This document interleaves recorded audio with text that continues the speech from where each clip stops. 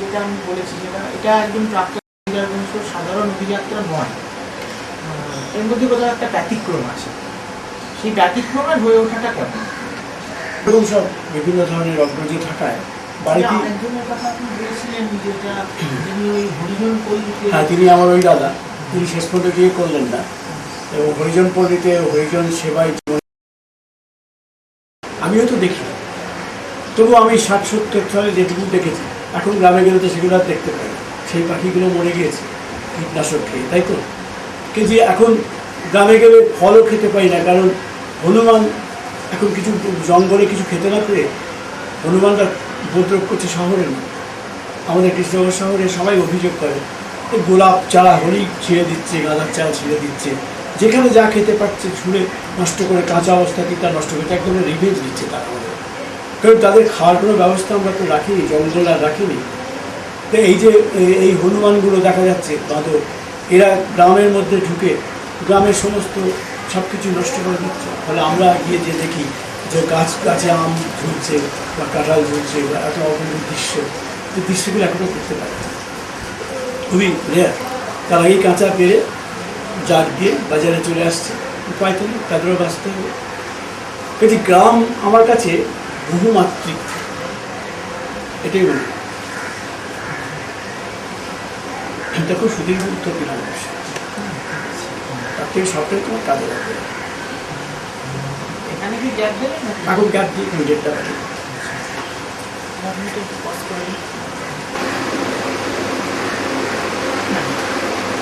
আচ্ছা, আমরা যে আলোচনা করছিলাম একটা জিনিস হচ্ছে, আপনি অবশ্য বললেন যে আপনাদের পরিবারে সেই অর্থে কোনো ধার্মিক চর্চা ছিল না, কিন্তু একটা জিনিস দেখা যায় যে সম্পন্ন হিন্দু ব্রাহ্মণ পরিবারগুলির মধ্যে এক ধরনের রক্ষণশীলতা থাকে, এবং এই রক্ষণশীলতার পাশেই একটা উচ্চ শ্রেণীর এক ধরনের যাত্রাভিমান কিছুটা কাজ করে যায়, এবং যার মধ্যে থাকে ধরুন তথাকথিত নিচু শ্রেণীর প্রতি অবহেলা এবং ঔদাসীন্য, যেটা আমি এখানে উল্লেখ করেছি একটা দৃষ্টান্ত হিসেবে, যে আমি উপনয়নের পর কাজের লোকের মুখ না দেখা, বা অন্যান্য জীবিকার মানুষকে অনায়াসে কৃতকারী করা, তো এইসব বিষয়গুলো থাকে।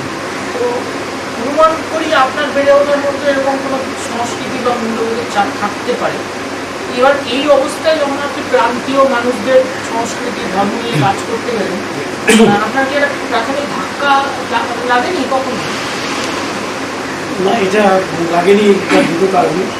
একটা হচ্ছে আমি ছোটোবেলা থেকে আমার বাবাকে দেখেছি, তো বাবা ধরে গ্রামে ঢুকতেন যখন উনি দিগনগরে আর থাকতেন না, কৃষ্ণনগরে থাকতেন। উনি প্রত্যেক মাসে দুবার গ্রামে যেতেন, প্রায়শই আমাকে সঙ্গে নিতেন তোর বিবাহ অফিসে। আমি দেখতাম উনি গ্রামে যখন ঢুকতেন, প্রত্যেকটি গ্রামের কুড়ে ঘরের সামনে গিয়ে ও মানল, কেমন আছিস রে, দুলালের খবর কি, অমুকের মা পায়ের ব্যথাটা কমেছে, করতে করতে বাবা দেখতাম। তো তার মধ্যে কোনো জমিদারি ভাব তো দেখতাম না, একটা গ্রামের সত্যিকারের প্রেমিক লোক। এবং এই সমস্ত যারা বেসিক্যালি আমাদের প্রজা বলা দিতে পারে, তারা কিন্তু বড়োবাবু এসেছেন বলে তারা একটা ভরসার জায়গায় এসে পড়তো, এবং তারা কৃষ্ণনগর শহর এলেই আমাদের বাড়িতে দেখা করতেছে, এবং ভালো মন্দ তাদের দুঃখ কষ্ট। বাবা আমাদের ভাইদের সব বলাই ছিল, তোমরা প্রত্যেক বছরের শেষে ক্যালেন্ডার আমাকে দেবে, পয়লা তারিখে ইংরেজি ক্যালেন্ডার চেয়ে গ্রামের সব লোক বলে রেখেছে বাবু ক্যালেন্ডার দেবেন কিন্তু। তো বাবার ওই যে ক্যালেন্ডার বিষয়টাকে চেতনা জাগরুক থাকতো, এটা আমি ছোটোবেলা থেকে লক্ষ্য করেছি। আর গ্রামের লোকের সঙ্গে ঘনিষ্ঠতা থাকার ফলে ওই জাতপাতের ব্যাপারটা অতটা আমাদের বাড়িতে প্রবেশ করে। তার মানে এই নয় যে আমরা সূর্যদের বাড়িতে গিয়ে খেতাম, এরকম ঘটেনি। কিন্তু যেটা ঘটলো সেটা হচ্ছে আমার ওই দাদা, যিনি গান্ধীবাড়ি, কিন্তু হরিজন পল্লীতে কাজ করি, এবং হরিজন পল্লীতে যেটা হতো সরস্বতী পুজোর দিন হরিজনরাই রান্না করে সবাইকে খাওয়া। আর তাঁর যিনি গুরু বিজয়লাল চট্টোপাধ্যায়, আমার দাদার গুরু, তিনি কলকাতার পত্রিকাতে কাজ করতেন। প্রত্যেক শনিবার দিন ছুটিতে যেতেন, রবিবার দিনটা থাকতেন, ওই গ্রাম উন্নয়ন, গাছপালা কাটা, পাড়া পরিষ্কার করা, বেড়াতে যাওয়া, গান গাওয়া, এসব করতেন। উনি কিন্তু ওই হরিজন পল্লীর একজনকে প্রত্যেক রবিবার সকালবেলা খাওয়ার নেমন্তন্ন। এবং উনি আসন পেতে বসতেন, তার পাশের আসনটা তাকে বসাতেন, বসিয়ে রোজই একটা করে হয়ে যেত পাশে বসে। ওর কাছেও আমি এটা দেখেছি, আর ওরই শিষ্য আমার দাদা। কাজে এদের মধ্যে দিয়ে আমার মধ্যে এই যাত্রাভিমানজনী বলে কোনো কথা নেই। কিন্তু আমি আগেই বলেছি যে আমি ব্রাহ্মণের উপনয়ন আমার হয়েছে এবং আমি তা একমাত্র পারিনি, কিন্তু তার অর্থহীনতা আমার কাছে অনেক তাড়াতাড়ি প্রকটিত হয়েছে। যেমন আমি যখন 6th পড়ি, সেরকম সময় বোধ একবার কলকাতায় হোস্টেলে থাকতাম, বাড়ি গিয়েছি শীতকাল, খালি গায়ে সরষের তেল মারছি, মা লক্ষ্য করেছে, মা বলছে হ্যাঁ পরিচয়টা তুমি ফেলে দিন কেন, তখন আমি বললাম লেখাপড়া শেখানো মা বলল আচ্ছা। মা কিন্তু কোনো প্রতিবাদ বা ঝগড়াঝাটি কিছু করে বা জোর করেনি যে পরিচয়টা করতে হবে, বাড়িতেও কিন্তু কিছু বলে এবং সেইটাই চলছে। এখন কথা হলো যে এইটা 1 নম্বর কথা। দ্বিতীয় কথা, আমার নিজের যেটা এখন মনে হয় যে আমি যাদের মধ্যে গিয়ে কাজ করেছি, যাদের সঙ্গে খেয়েছি, থেকেছি, শুয়েছি, তাদের কথাটাই যদি আমি লিখবো, তাদের কথাটাই যদি সত্য বলে ভাববো, তাহলে আমি কী করে আমার ব্রাহ্মণত্ব রাখতে পারি একসঙ্গে? হ্যাঁ, যে আমাকেও তো একটা লেভেলে হয়, এটাকে দুভাবে বলা যায়। এক হচ্ছে আমি হয় ওদের লেভেলে নেমে গেছি, নাকি ওদের আমার লেভেলে তুলে দিয়েছি। এটা তো একটা ভাববার কথা। যেমন ওই আমার লেখার মধ্যে আছে যে বলাহারি সম্প্রদায়ের মধ্যে আমি কাজ করতে গিয়েছিলাম, তখন যে লোকটার বাড়ি গিয়েছিলাম শুধু মালও, শুধু বাজারে মাছ বিক্রি করছিল, তাকে টেনে আনলাম। তাকে বললাম যে তোমাদের বাড়ি তুমি খাবো আছে। ততক্ষণ একজন ব্রাহ্মণ প্রাইমারি টিচার ওখানে এসে হাজির হয়েছে, আমি গেছি শুনে, আপনি ব্রাহ্মণ, আপনি আমাদের বাড়িতে খাবেন? তার জন্য আমি তো বিপ্রদাসের কাছেই খাওয়া ঠিক করেছি। বিপ্রদাস শুনে বললেন উনি জ্ঞানী মানুষ, জ্ঞান হয়েছে। এই যে জ্ঞান কথাটা ব্যবহার করলো, যে এই যে প্রকৃত জ্ঞান ওর মধ্যে হয়েছে, যে বিপ্রদাস আর ব্রাহ্মণ আলাদা পারে না। এবং সঙ্গে সঙ্গে বললো যে দেখা যাক হরিরাম আপনার জন্য কী ব্যবস্থা যে করেছে। বলে একটা খ্যাপলা জাল নিল, ফেললো নদীতে, আমাকে দূর থেকে হাত তুলে দেখাচ্ছে, নিজের মাছ উঠেছে। তো বলছে তো হরিরাম আপনার জন্য তো এখানে মাছও পাঠিয়ে দিয়েছে, এই সময় তো মাছ পাওয়ার কথা না, তার মানে আপনার খাওয়া এখানে বাধা রয়েছে। তার কাছে খেলাম, শুধু রান্নার বেসিক জানি, রান্না করতে গিয়ে একটা মাছ রান্না করতে গিয়ে যেসব কী পরিমাণ ভাজতে হয় বা তাতে কী মশলা দিতে হয়, তো তাদের জানার কথা না। তা তো জাস্ট একটা তেল নুন দিয়ে একটা যা হোক করে রান্না করে খেয়ে। তা আমি তো তাদের এ কথা বলতে পারিনি যে তোমাদের খাওয়াটা ভাগাচ্ছে, কিংবা যে বিছানা ছুটে দিয়েছে হয়তো কোনো একটা ভয়ঙ্কর প্রকৃতির বাড়ি গেছে, ভীষণ গরিব, আর যাওয়ার সময় বাজারে গিয়ে দেখি কুচো চিংড়ি আছে, কাঁচকলা আছে, আর কচু আছে, তাই কিনে নিয়ে গেছি। প্রকৃতির কাছে কিন্তু খালি হাতে যাওয়া যায় না, কারণ অত কিছু নেই। এইবার ওরা খুব আনন্দ করে কুচো চিংড়ি দিয়ে আর কচু দিয়ে রান্না করে একটা ঝোল করে তাই দিয়ে ভাত দিয়ে খেয়ে বললো যে আমরা 1 মাস পরে মাছ খাই। কথা হচ্ছে এদের কাছে আমি কি প্রত্যাশা করি? একটু ভালো বিছানা প্রত্যাশা করি, সম্ভব না। যে বিছানাটা শুলাম সে তেল চিটে নোংরা, কোনোদিনই কাছে হয়নি, পরিষ্কার করা হয়নি। এবার যখন মশারিটা ফেলে দেবে রাত্রিবেলা, আমি তখন একটু নিঃশ্বাস বন্ধ করি, অসম্ভব তীব্র বোটকা ঘুম। তারপর আমার শুয়ে গেল, ঘুমিয়ে উঠলাম, সারাদিন স্নান করছিলাম, ভোরবেলা উঠে দেখলাম বাপরে কী বিছানাই না শুয়েছে। কিন্তু কথা হচ্ছে এদের জন্য তো আমার নিজেকে তাদের থেকে ফারাক করতে পারছি না। কারণ কথা হচ্ছে আমি যদি তাদের মধ্যে গিয়ে না থাকি, তাদের সঙ্গে না মিশি, তো তাদের গানটাই বা কী করবো, তাদের তত্ত্বটাই বা সিনেমাটা করবো। অতএব এই বিভাজন বোধ আমার মধ্যে আসেনি, এটা আমি অর্জন করেছি বাঙালি করে। কিন্তু তার মানে আমি বলছি না সবাই এটা পারে বা পারা উচিত, তাও না। কিন্তু যেটা আমার সনাতন দাস বাবুদের বাড়ি থেকে হয়েছিল খয়গুলিতে বাঁকুড়ায়, প্রায় 3.5 কিলোমিটার জ্যৈষ্ঠ মাসে বোধে গিয়েছিলাম, মনে আছে আমার, যে মনে বাড়ি ভিজে গামছা মাথায় দিচ্ছি, ছাতাটা ভিজিয়ে নিচ্ছি, আর বোতলের জল খাচ্ছি টিউবওয়েল থেকে নিয়ে। রাস্তা শুনছেন একটা বড়। যখন প্রথম গিয়ে সনাতন দাসের কাঠে বসলাম, সনাতন দাস ছেলেকে দেখে প্রথমেই বললে এই ওকে একটা ছায়ায় বসতে দাও, রোদের মধ্যে এসেছে, যাও বেল গাছে ওঠো, ওর বেল পানা বলে বেলের পানা করে গুড় দিয়ে আর তার সঙ্গে চিনি মন্ডা দিল একটা বসতাম, বলো যেটা খাও তো, বেলের পানা মিষ্টি খেয়ে নিলে তোমার শরীরে দেবে তাপটা একটু কমে নেবে, তারপর তুমি টিউবওয়েলের জল চান করো, তারপরে ঠান্ডা হয়ে বসো, তারপরে গান বাজনা করে রাখো। এই যে আপ্যায়নটা, এটা তো আমরা করবো না। আমার কাছে কেউ এলে তো আমি এটা করবো না। আমি কি আমার ছেলেকে বলবো গাছের বেলটা পেরে নিয়ে বিয়ে করবো? এই লোকটার কাছে আমি এত বড় জিনিস পেয়ে গেলাম, সে তুলনায় আমি আর কি দিয়েছি তাকে, এটাই মনে হয়। কারণ আমি তো আর কিছুই করতে পারলাম না। গ্রামটা ঢোকা যায় না, প্রতিবন্ধময় গ্রাম, সমস্ত মাঠে পায়খানা করে রেখেছে, রাস্তা দিয়ে হাঁটা যায় না, কোনো পায়খানা নেই গ্রামে। হ্যাঁ, তখন তার এই নির্মল গ্রামের আন্দোলন শুরু হয়। আমি জানি না এখনো নির্মল গ্রাম আছে কিনা, কিন্তু এই তো প্রকৃত অবস্থা। তা কী বলবো, এখানে ডাক্তার বিমানের কথা উঠিনি। কারণ আমি যাকে ভালোবাসতে পারছি না, যার জীবনের মধ্যে ঢুকতে পারছি না, তার কাছে আমি পাবই বাসি। এই জায়গাটাই আমি বলতে চাইছিলাম শশীর বিষয়ে, যে বাউল নিয়ে অত বড় একটা পাণ্ডিত্যপূর্ণ রেখালিপি কিন্তু একবারও তাদের বাড়িতে গিয়ে থাকেন না। একটা বাউলের সাহচর্য করেন না, সেখানে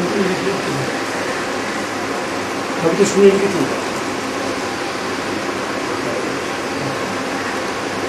আরেকটা জিনিস আছে, যেটা হচ্ছে যে আপনি যখন এই গৌণ ধর্মগুলো নিয়ে যখন আপনি আস্তে আস্তে চর্চা করছেন এবং চর্চা করতে করতে তাদের ভিতরে ঢুকছেন, তো সেখান থেকে ওই জায়গাটায় দাঁড়িয়ে, মানে ওই গৌণ ধর্মের চর্চার জায়গাটায় এক তলে দাঁড়িয়ে আপনি যখন আপনার এই ব্রাহ্মণ্য ধর্মের দিকে তাকাচ্ছেন, তো সেখানে কি আপনার মনে হচ্ছে যে একটা অন্যরকম একটা অনুভূতি আপনার হচ্ছে, এই যে একটা কালচারাল একটা ডিফারেন্স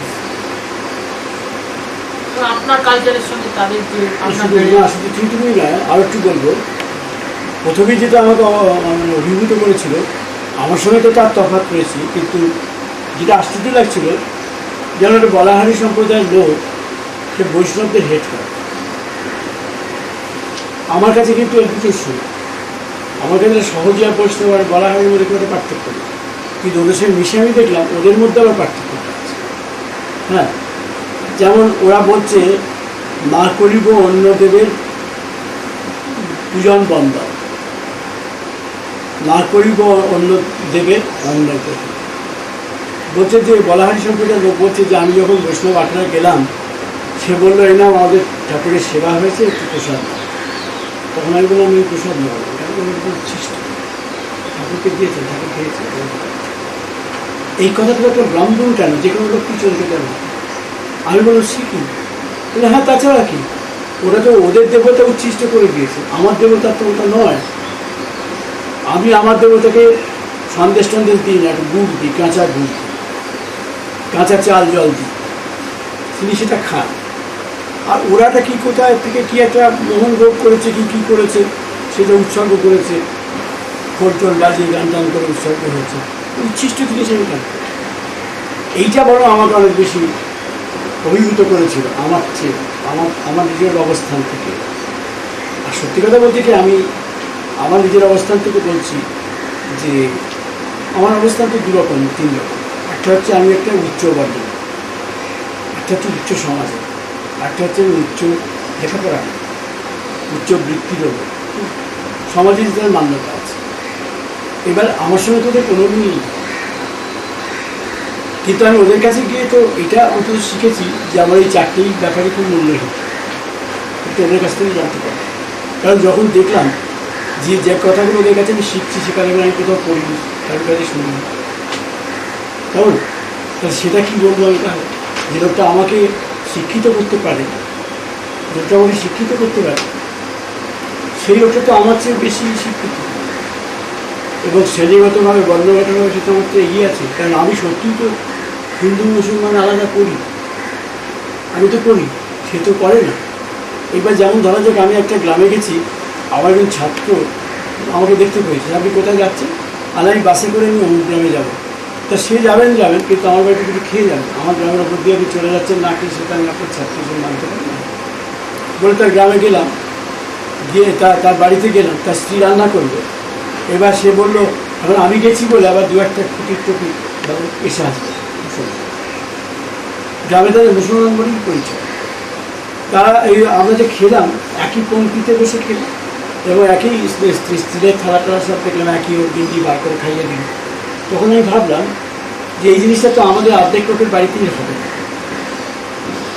অর্থাৎ তার সঙ্গে একই সঙ্গে বসবো এবং একই থালায় খাবো, থালা গ্যাসে, এবং তার বউ সেটা মেনে নেবে, এটা বোধ হয় ঘটবে অসম্ভব। কিন্তু ওদের পক্ষে অসম্ভব। কিন্তু ওই লোক, ওই ছেলেটি কিন্তু যে দীক্ষিত করছে না। পরে যখন আমি তোকে বললাম যে আচ্ছা তুমি এরকম, তোমাদের মধ্যে তো এরকম কোনো হিন্দু মুসলমান ভেদ নেই বলে কী করে থাকবে, বললাম ওটা একসঙ্গেই থাকে স্যার, হিন্দু মুসলমান ভেদ হলেই বা থাকে। ওদের কিছু কিছু খাদ্য আমরা খাই না, তাতে কী আছে, বাকি সব ঠিকই আছে।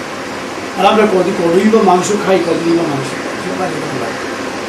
সুতরাং আমরা ওর হাতে জলও খাই, ওরা আমাদের হাতে খায়, কোনো সমস্যা। এরকম আমি এত রসিরাশি ঘটনা দেখেছি অনেক। তারপর আবার ফকিরদের মধ্যে কিন্তু এটা দেখেছি খুব ফ্যাসিনেটিং। এবারকার শারদিয়া প্রতিদিন আমি লিখেছি একটা লেখা, তাতে আছে ফকিরের সঙ্গে যখন খেতে বসেছি, ওদের যেটা দোস্তুর যে ওই বিছানায় খাওয়া, মুসলমানদের কায়দা তো, মুসলমানদের যখন খেতে বসে তখন একটা ভালো মূল্যবান জিনিস পায়, একেবারে দস্তরখানটা পেতে তারপর খাওয়া। কারণ অতিথির সবচেয়ে বড় মান্যতা এই যে তাকে আমার শ্রেষ্ঠ জায়গা, অর্থাৎ আমার বিছানায় এটা করে। এবার আমরা প্রথমেই বলবো যে এইটু বিছানায় কাউকে খাওয়া যায়, কিন্তু সে লোকটা বলছে আমার শ্রেষ্ঠ জায়গা হচ্ছে এইটাই, আপনি এখানে বসে এবার কী করলো, গামছা ভিজিয়ে নিয়ে সে নিজে বসলো, বসে দুটো হাঁটুর তলায় ভিজে গামছাটার উপরে ধরল, হ্যাঁ, আর আমার হাঁটুর তলায় গামছা আরেকটা প্রান্ত দিয়ে দিল, দুটো থালায় আমাকে খাদ্য লক্ষ্য করে দেখলাম যে কোনো মহিলা কিন্তু আমাদের সামনে, অর্থাৎ ফকিরদের মধ্যে একটা পর্দা প্রথা আছে অলক্ষ। আমাকে যা কিছু এসে সমাধান করছেন সবই কিন্তু বাড়ির পুরুষ, কেউ না কেউ, ওর ছেলে কিংবা কেউ জামাই। কী খাদ্য, যে ভাত দিয়েছে, তার সঙ্গে শীতকাল ছিল পালং শাক রসুন দিয়ে ফোড়ন দিয়ে ভেজেছে, আর একটা আলুর তরকারি। তাই বললাম যে নিজেই বলছেন আমরা কিন্তু এইটাই রোজ খাই, আর আপনি কি জানেন জানি না, কিন্তু আমরা ফকির এখন মাছ এটা যান। এবার আমার ছাত্রস্থানীয় আনসারের দিকে সে আমার বাড়ি থেকে অনেকক্ষণ থেকে বলেছে আমি এবার যাই, আমি তুই তো বাসে করে সোজা তোমার গ্রামে গিয়ে নামবে, বলুন না স্যার আমি ধুবুলিয়াতে একটু নামবো মাঝখানে। কেন, ওখানে আমার সাইকেল আছে, আর ধুবুলিয়া থেকে আমি কচু কিনি, 1 কেজি কচু কিনি। আমি তো ধুবুলিয়াতে কিনবে কেন, তুমি এখান থেকে কিনে নিয়ে যাও। বলো না, এখানে 18 দাম বেশি। ধুবুলিয়ায় 18 দাম কম বলে বাস থেকে নেমে ব্রেক জার্নি করে ওই কচুটাকে কিন্তু সাইকেল করে প্রায় 6 কিলোমিটার যাবে, রাস্তা ছেড়ে দিয়েছে। এই ছেলেটাকে তো আমি কোনো জাতের মধ্যে দিয়ে ধরতে পারছি না। এই আনসারুদ্দিন হিন্দু না মুসলমান আমি কী করে বলব, এটি কোনো পরিচয় আছে না। এবার আমি সেদিন আনসারুদ্দিনকে ফোন করেছি, আনসারুদ্দিন, হ্যাঁ আনসারুদ্দিনের মোবাইল ফোন আছে, সেদিন ফোন করেছি। আমাকে বললো আনসারুদ্দিন যে স্যার আপনাকে একটা জিনিস শোনায়, কী হবে, বললো এই দেখুন এই আওয়াজটা দিচ্ছে, একটা ঘরের মধ্যে একটা আওয়াজ শোনা, এটা লাগিয়ে দিল। কি অন্তর্ভুক্ত 10-15 জন লোক আল্লাহু আল্লাহু আল্লাহু এরকম বলে যাচ্ছে। আমি এটা কী পঞ্চাশ পদ্ধতি জিকির বলে ফকিরটা একসঙ্গে বসে একটা ঘরের মধ্যে অন্ধকারে 1 ঘন্টা 2 ঘন্টা ধরে আল্লাহ, এরা কিন্তু মুসলমান ধর্মে বিশ্বাস এবং গ্রামের সবাই হাত থেকে মানে চোখের নজর থেকে আড়ালে একটা ঘরে বসে আপন মনে জিকির দিচ্ছে। এই যে লোকটা, এই লোকটা কি হিন্দু না মুসলমানও নয়, আমি এই বর্গের লোক নই, এদের আমি কিন্তু আমার সঙ্গে কোনো ডিফারেন্স নেই। কিন্তু এইটুকু দেখছি যে আমার অন্তত অনেকক্ষণ ধরে আল্লাহু আল্লাহু বলে বা হরি হরি বলার সমাধান এই অর্থে যে আমার বিশ্বাস, এই যে জব জিকির এর ওপর যে বিশ্বাসের একটা ব্যাপার আছে, হিন্দুই বলে আর মুসলমান, সেটার জন্য বিশ্বাস চাইতো। তবে সকালবেলা উঠে একটা লোক চার্চে বেল বাজিয়ে দিচ্ছে, কি সকালবেলা উঠে একজন নামাজ পড়ার জন্য আগে আজান দিয়ে দিচ্ছে, সবাই তৈরি হওয়া নামাজ পড়ে। এই যে কম্পালশন, এটা আমাদের হিন্দু ধর্মের কোথাও নেই। আমাদের কেউ এমন করে জাগিয়ে দিয়ে বলে না যে তুমি হরিনাম করো বা মুখ করবো, আমি করতে পারি না। ধর্মের এই কম্পালশনটা আমি দেখেছি গৌণ ধর্ম গড়ে ওঠার পেছনে এই কম্পালশনটাই কাজ করেছে। ওরা বলছে আমি আমি আমি আল্লাহকে ডাকবো, আমার মতো ডাকবো, আমার মনের মতো ডাকবো। আমি বছরের মধ্যে 1 মাস রোজা রাখতে যাবো, কারণ তো প্রতিদিন রোজা রাখছি আত্মসংযম না হলে দেহ সংযম করে ডাকতে বললো। আমি এদিকে রোজা রেখেছি, ওদিকে চুরি করছি, এদিকে ওজনকে খদ্দেরকে ওজনে মেরে দিচ্ছি, এদিকে রোজা রেখেছি। তো নাম নেই। এই ওদের যে বেসিক প্রচেষ্টা, যে কোনো সনাতনবাদী ধর্মের বিরুদ্ধে গৌণ ধর্মের যে মূল প্রতিবাদ, সেটা কিন্তু এই জায়গায় অসম্ভব নৈতিক একটা জোর আছে যে আমি ঠিক আছি, তার জন্য আমি নিগৃহীত হতে পারি, আমি অপমানিত হতে পারি, আমি আর্থিকভাবে আমার কাজ হয়তো দেবে না, মনীষের কাজ দেবে কাটতে পারি, কিন্তু আমি এটুকু আমার একটা পরে প্রশ্ন এরকম ছিল, আপনি ওটা দেখেছেন, সেটা হচ্ছে যে গৌণ ধর্মের সঙ্গে ঘর করতে করতে এই যে ব্যাপারটা হয়েছে, যে গৌণ ধর্মের যে একটা আগ্রাসন এবং গৌণ ধর্মের যে একটা রেজিমেন্টেশন, এই রেজিমেন্টেশনের বিকল্প হিসেবে এই উঠে আসাটা, এটা হ্যাঁ, এটা তো নিশ্চিত নিশ্চিত। এটা আমার একটা কিন্তু এটাও ঘটনা যে আমার চোখের সামনে যেটা ঘটে গেল, সেটা হচ্ছে হিন্দুরা আরও বেশি হিন্দু হয়ে গেল, মুসলমানরা আরও বেশি মুসলমান। এটা আমি ব্রিটিশ আমলে দেখিনি, স্বাধীনতার পরেও দেখিনি। হ্যাঁ,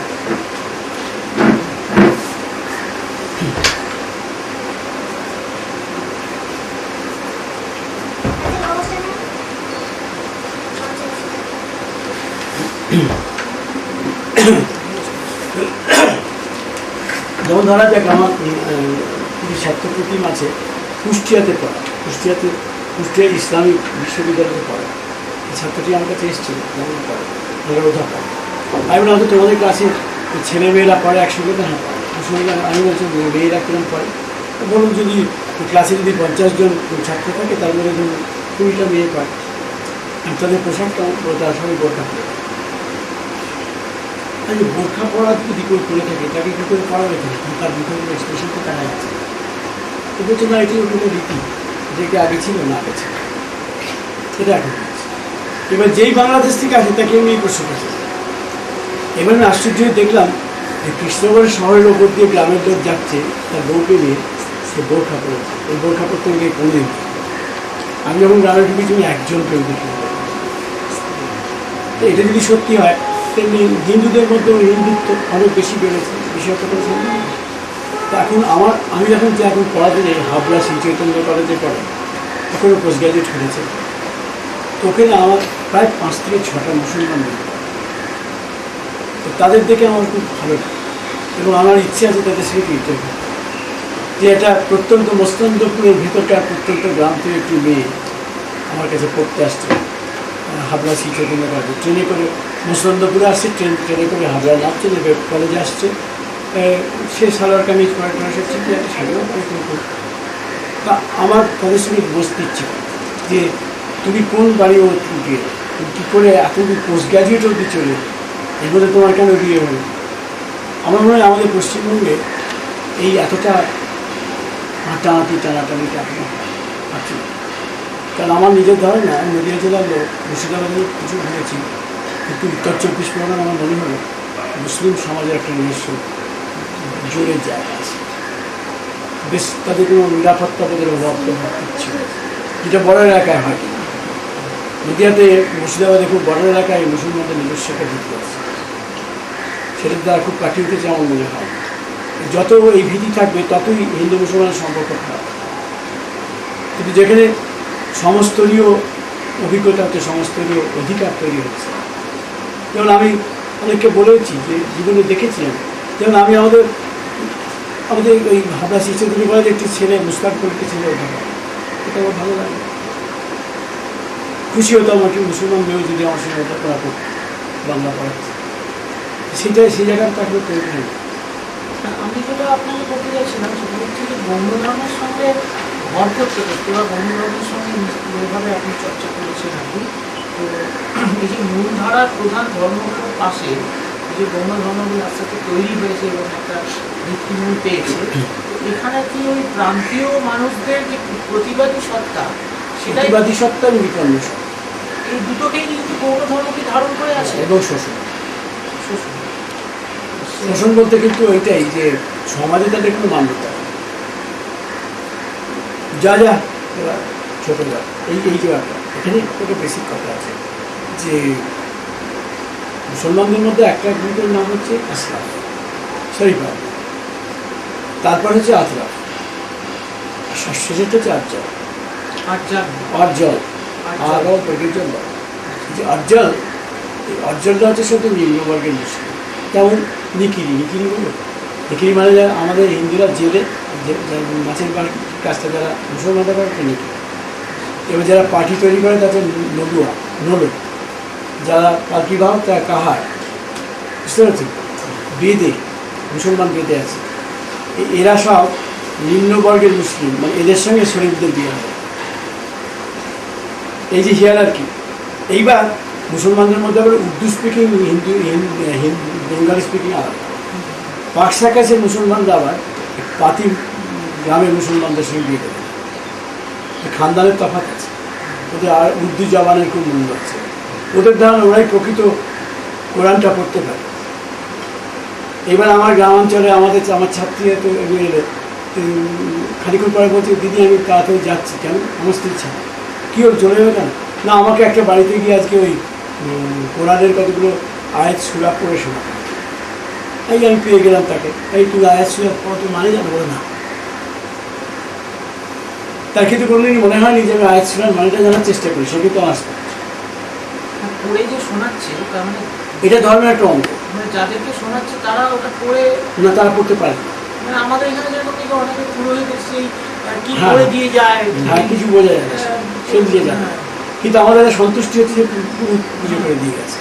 সে ওদের ওই মেয়েটি পড়তে পারে, যেহেতু সূরা আয়াত মুখস্থ আছে বা পড়তে পারে, সেটা পড়ে। এবং বহু লোক যারা পড়তে পারে না ওর কাছে এটা শোনে, তার জন্য আমার তাড়াতাড়ি বাড়ি চলে গেল। মানে তাতে ওর একটা ধর্মীয় টান আছে, ওদের একটা ধর্মীয় টান আছে। তা নিম্নবর্গের মধ্যে তো এটা নেই, নিম্নবর্গের ধর্ম পালনের মধ্যে এই জিনিসগুলো নেই। এই যে ফুলায়াত পড়ে যাচ্ছে তার খুব সম্মান, কিন্তু চলবে সেটা না। তারপরে মনেও হয়নি মানেটা কী জানার চেষ্টা করি, সে কিন্তু এটা লেখাপড়া জানা ভালো। সে এমনকি বাংলা ভাষা ফার্স্ট ক্লাস পেয়ে যাচ্ছে, কিন্তু বেসিক্যালি কি জানে, এটা আমি লক্ষ্য করেছি। আর একটা যে লক্ষ্য করেছি নিম্নবর্গের সঙ্গে মিশতে গিয়ে, যে কাকে বলে মুসলমান সেটা কিন্তু আমাদের হিন্দুরা জানে। একবার স্কটিশ চার্চ কলেজে ওখানে রাষ্ট্রবিজ্ঞান এবং ইতিহাস অর্থনীতির কিছু অধ্যাপক নিয়মিত সেমিনার একবার আমাকে ডেকেছে, ডেকে ওই গৌর ধর্মটাকে শুধু বলবার জন্য। তার মধ্যে কিছু এক্সপেক্টরাইট ছিলেন, তারা এখন ডাক্তার। তাদের মধ্যে মানব কল্যাণ, মানবহিত বা মানবিকতা বোধ এগুলো খুব প্রবল এখনও কাজ করছে। অনেক ভালো ভালো কাজও তারা করে, কিন্তু তারা রাজনৈতিকভাবে একটু হতাশ, তাদের পথটা ঠিক নিজস্ব পথ পাই। সেই লোকটাই তো আমাদের কাছে শুনতে চাই।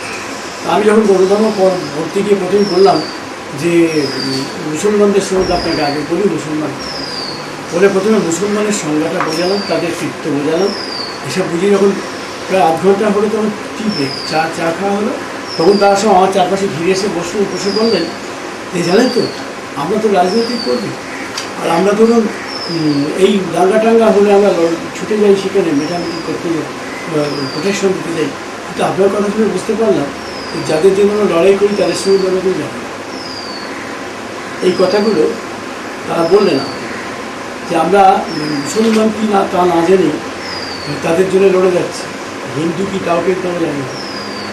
কিন্তু গ্রামে গেলে কোনো ধর্মীদের মধ্যে মিশলে, গ্রামের লোকের সঙ্গে মিশলে এটা একটা জিনিস পরিষ্কার করে মিশতে পারে, ওরা কিন্তু মুসলমান কী তা আমরা জানি, মুসলমানদের কী কী করণীয় সেটা আমরা জানি।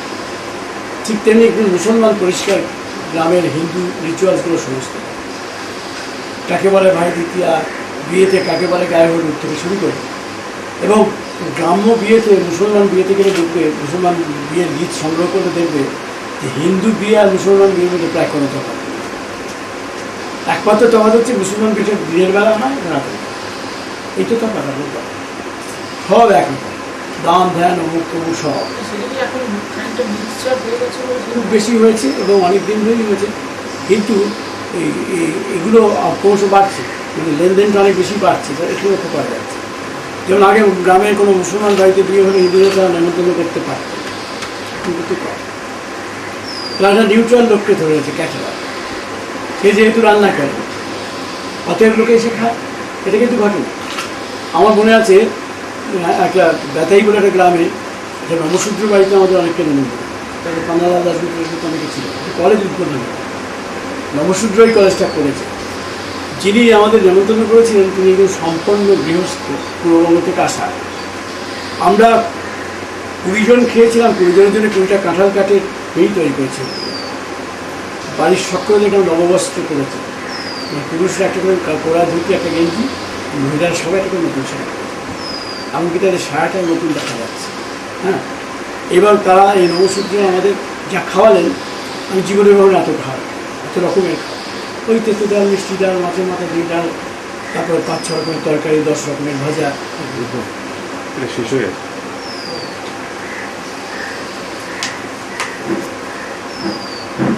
37 সেকেন্ড হয়ে গেছে।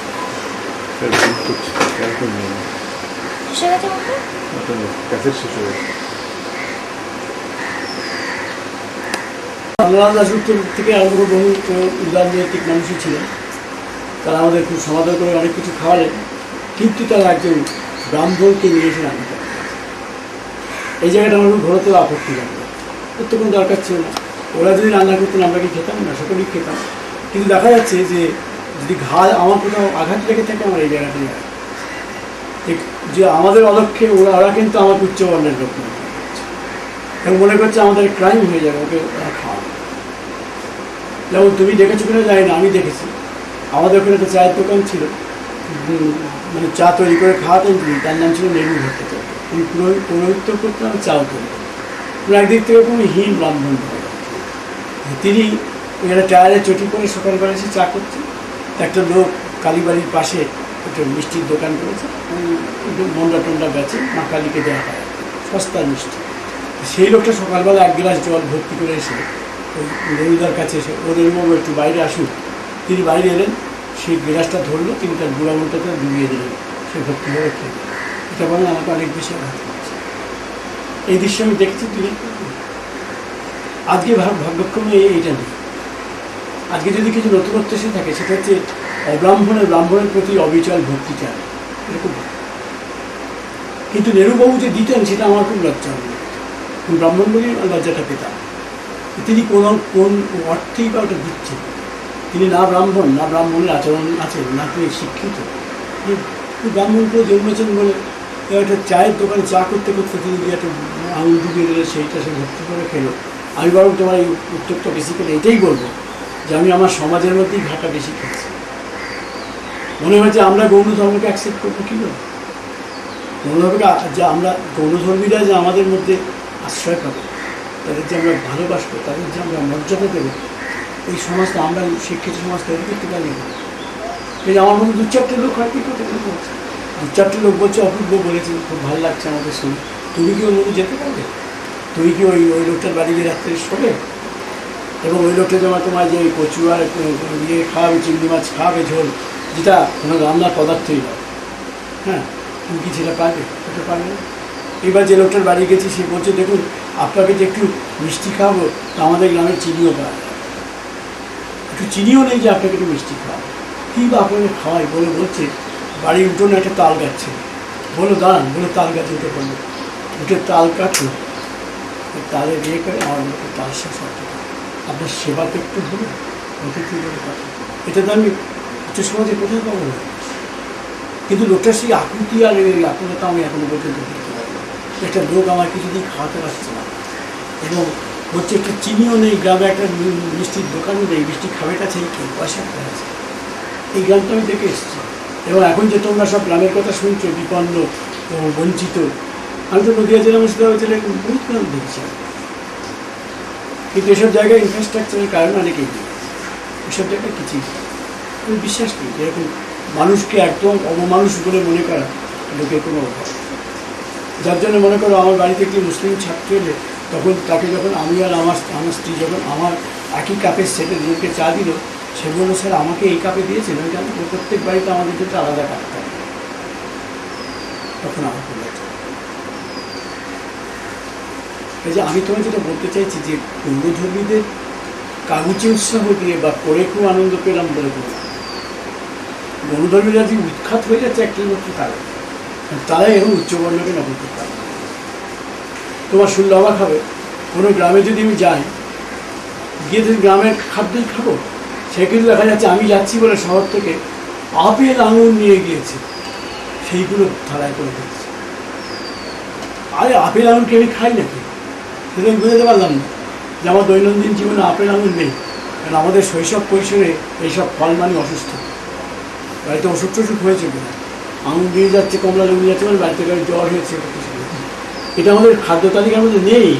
অতি আধুনিক কালে এসেছে। এখন সম্প্রতি বছর কয়েক দেখছি সব পরিবারে কিছু ফল থাকে, সিরিয়ালও দেখা যায় টেবিলের উপর ফল সাজানো রয়েছে, এটা কোনো কিছু নেই। ফল বলতে আমরা বুঝতাম গরমকালে পেট ভরে আম খাও, পেট ভরে কাঁঠাল খাও, পাড়ায় আম খাওয়া নেমন্তন্নের মতো কোনো কোনো বাড়িতে আম কেটে দিচ্ছে আর খেয়ে যাচ্ছে। হ্যাঁ, লোকের বাড়িতে কাঁঠাল পৌঁছে দেওয়া, এটা আমাদের এখনও আছে। আমার বাড়িতে এখনও প্রচুর কাঁঠাল আছে।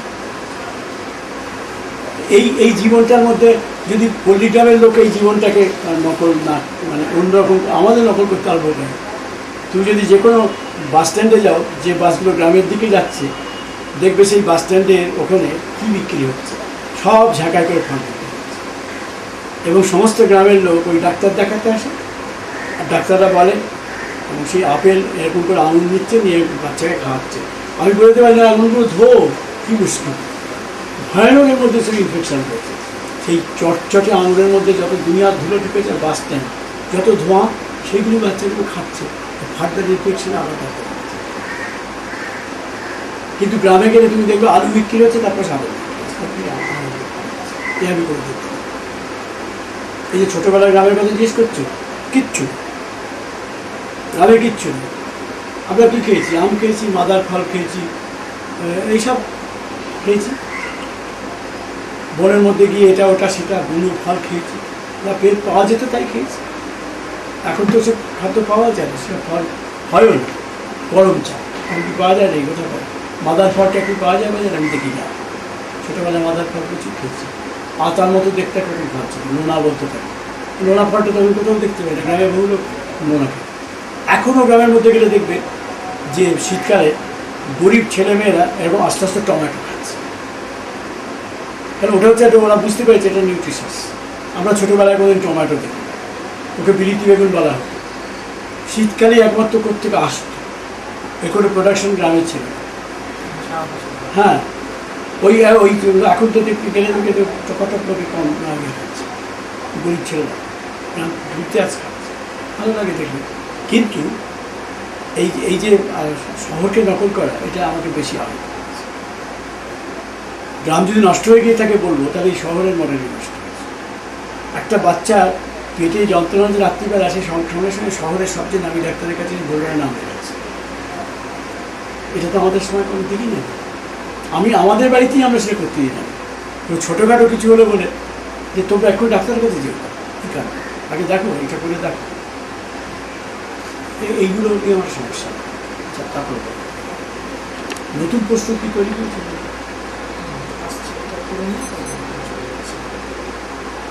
আচ্ছা, এইবারে একটা প্রশ্ন যেটা আমি আগে করেছিলাম, সেটা হচ্ছে যে আপনি যে সময়টা বেড়ে, মানে আপনার যেখানটা শিক্ষা বা বড় হওয়ার যে সময়টা, সেই সময়টা কলকাতা বা মফস্বলে বামপন্থী রাজনৈতিক চিন্তা বা সাংস্কৃতিক চিন্তা, এটা একটা গুরুত্বপূর্ণ বিষয় হিসেবে অবস্থান করেছে অন্তত বাঙালি সমাজ, বাংলা পশ্চিমবঙ্গে। তো কিন্তু এবং শিক্ষিত সমাজের কাছেও এর একটা অনেক দিন পর্যন্ত এর একটা গ্রহণযোগ্যতা ছিল এবং একটা বিশ্বাসযোগ্যতাও ছিল। কিন্তু আপনি কখনো এইসব নানা রকম চর্চার মধ্যে ছিলেন বা রয়েছেন, কিন্তু আপনি নিজের গায়ে কখনো সেই অর্থে বামপন্থী তকমাটা সেভাবে কখনো লাগাতে দেননি। এবং আপনি বলেছেন আপনার সহপাঠী বন্ধু সৌমিত্র চট্টোপাধ্যায় বা অমিয় বাগচি বা যারা আছেন, তারা কিন্তু ঘোষিতভাবে নিজেদের বামপন্থী অবস্থানটা স্বীকার করে নিয়েছেন। কিন্তু চরিত্রে বা কাজে বা কাজের ধরনে আপনার অনেক ধরনের যে সমস্ত কাজ, তার মধ্যে হয়তো সোকল্ড বামপন্থার একটা কোথাও বা মার্ক্সবাদের একটা ব্যাপার থেকে যায়। কিন্তু এই যে আপনি একটা স্বতন্ত্র অবস্থানে বরাবরই অবস্থান করছেন এখনো পর্যন্ত, এটার পেছনের চিন্তাটা ঠিক কী? এখন ব্যাপার হচ্ছে, আমরা এখন বড় হচ্ছি, আমাদের কলেজ জীবনে একটা সালটা হচ্ছে 53-54 বিষয়। সেই সময় প্রথম আমাদের মধ্যে প্রথম যে ধাক্কা লাগে সেটা গণসংগীত। সেটা মফস্বলেও এসেছে। গণসংগীতের ছাপট আমাদের সঙ্গীত জীবনেও বেশ আলোড়ন তুলেছিল। মনে রাখতে হবে, তখন কিন্তু রবীন্দ্রসঙ্গীত আমাদের আশ্রয় হয়ে গেল। তখন আমরা আধুনিক গান শুনছি, জগন্ময় মিত্র থেকে শুরু করে ধনঞ্জয় ভট্টাচার্য, এদের গান তো সুধীর লাল, এদের গান খুব জনপ্রিয়। সেসব গান আমরা শিখছি, গাইছি। কিন্তু তার মধ্যে হঠাৎই একটা যে মানে গণসঙ্গীতের একটা নতুনত্ব, সেটা চালের নতুনত্ব বটে, বিষয়ের নতুনত্ব বটে, এবং পলিটিক্যাল ইন্টারপ্রিটেশন সমাজের, যেমন যে ওগো মাউন্ট ব্যাটন গো তোমার স্বাদের ব্যাটন কাহার হাতে থুইয়া গেল, এই গানের ইম্প্যাক্ট, কিংবা ওই দুর্ভিক্ষের গান আজ বাংলার বুকে দারুণ হাহাকার, এসব গান আমাদের খুব নাড়া দিয়েছিল, তো বটে ভীষণ হয়ে দিয়েছে। এইটা যখন কলেজ জীবনের শেষ প্রান্তে, আমরাও থিয়েটার হয়তো কলকাতা কলেজে নতুন প্রভাব চোখাতে সব থিয়েটার হয়েছে, সেই থিয়েটারে আমি অভিনয় করিনি, কিন্তু লেখকের গানগুলো আমি গাইছি, এবং সেগুলোই গণসঙ্গীত আছে। কিন্তু যিনি শেখাতেন গুরু গুরু গুরু গুরু দামা বাজে এসব গানগুলো আমরা তাহলে জাগো চাষি ভাই, জাগো জাগো মজদুর মানে জানতাম। অনেক পরে দেখলাম একটা লেখায় পড়েছি গান, যে বালিগঞ্জ রামটিপুর থেকে কমিউনিস্ট পার্টির লোকরা ফর্সা ধপধপা পাঞ্জাবি আর পায়জামা পরে, বড় লোকের ছেলে সব, তারা বালিগঞ্জ রামটিপুর থেকে উঠেছেন, উঠে মজদুর হ্যায় মজদুর হ্যায় মজদুর হ্যায় হাম গাইতে গাইতে এগোচ্ছে, তেমন টাইমে তো ভিড় ছিল না। এবার তিনি লিখছেন, একজন ভদ্রলোক আমার পাঞ্জাবির হুকটা ধরে টেনে কোন মশাই মজদুর মানে কি, এই গল্পটা আমার খুব দোতক মনে হয়। কারণ আমরা যখন বলছি যে জাগো চাষি ভাই, জাগো জাগো মজদুর মানে জানতাম না, এটা মফস্বল শহরে মজদুরের কোনো কনসেপ্ট নেই। আমাদের কৃষ্ণনগর মজদুর জিনিসটাই নিয়ে কলকারখানাই দেখিনি, হয়তো নৈহাটি হলে বুঝতে পারতাম, পারিনি। এবার চাষি ভাই কথাটাও তো তখন বুঝতে পারি। হ্যাঁ, এইবার ঘটনা হচ্ছে আমরা সিনেমা চাষি দেখি। ধরো চন্দ্রশেখর সিনেমাতে আছে যে লাঙল কাঁধে নিয়ে গান করতে করতে যে তুমি কি জানো রে বন্ধু কান্দালে আমার বন্ধু কান্দালে, গাইতে গাইতে যাইছে। আমার তখন মনে হতো, ওই পাঠটা যদি আমি পেতাম, যে ওই গান করতে করতে যাচ্ছে, মানে মূল আকর্ষণটা ছিল ওই চলছে। এবার পরে দেখলাম, যখন প্রকৃত ওই চাষিদের সঙ্গে মিশলাম, দেখলাম লাঙলটা কাঁধে তুলতে পারছি, লাঙলটা আমি কাঁধে তুলতে পারছি না, গান করবো দেখে। হেমন্তবাবু লিখেছেন যে কথায় কথায় শুনি যে মাঝিরা গান গাইছে, আরে মশাই মাঝি কোনোদিন হাল বয়েছেন তো বুঝতে পারেন গান বেরোয় সোজা। গান গাওয়া মানে গান গেয়ে ধান কাটে চাষা, এরকম অসম্ভব মিথ্যে কথা, একদম সত্যি কথা। কারণ ওই সময়ের মধ্যে ওই গানটা করা যায়। সমসঙ্গীত একরকম আছে, সে আলাদা, এটা আলাদা। ওই যেটা আমাদের শহরেও দেখা যায়, হই হই করে টানছে দড়ি টড়ি, একটা সমস্যা, হ্যাঁ ওগুলো হতে পারে। কিন্তু লাঙল কাঁধে নিয়ে গাইতে গাইতে চাষা যাচ্ছে, এই ঘটনা কিন্তু অসম্ভব। আচ্ছা, এখন সেদিন দেখলাম আমি মালদা যাচ্ছিলাম, দেখলাম একজন চাষি ফিরছে, তার লাঙলটার গায়ে সে আবার মইটা লাগিয়েছে। তা আমি আমার সঙ্গে গেছিলাম, তাকে বললাম, তুমি লক্ষ্য করেছো কত কেজি, তোমার কোনো ধারণা আছে কত হবে? 60 কেজি। 60 কেজি কাঁধে নিয়ে কেউ আমার গান গাইতে পারে না। কিন্তু চন্দ্রশেখর সিনেমা বেশ লেগেছিল যে গান গাইতে গাইতে যায়। যাই হোক, এইসব গান গাইতে গাইতে কলকাতা ছিল। কলকাতায় ততক্ষণে আমার শরীর চৌধুরীকে দেখা হয়ে গেছে, এবার হেমন্তর গান তোলা হয়েছিল। এইবার কলকাতায় এসে তার মধ্যে একটা অসামান্য থিয়েটার দেখেছি আমি কৃষ্ণনগর 1952 সালে। সেইবার প্রথম ইলেকশন, সেইবার ভারতীয় গণনাট্যের সঙ্গে বিশ্বপ্রেম নাটক করেছে।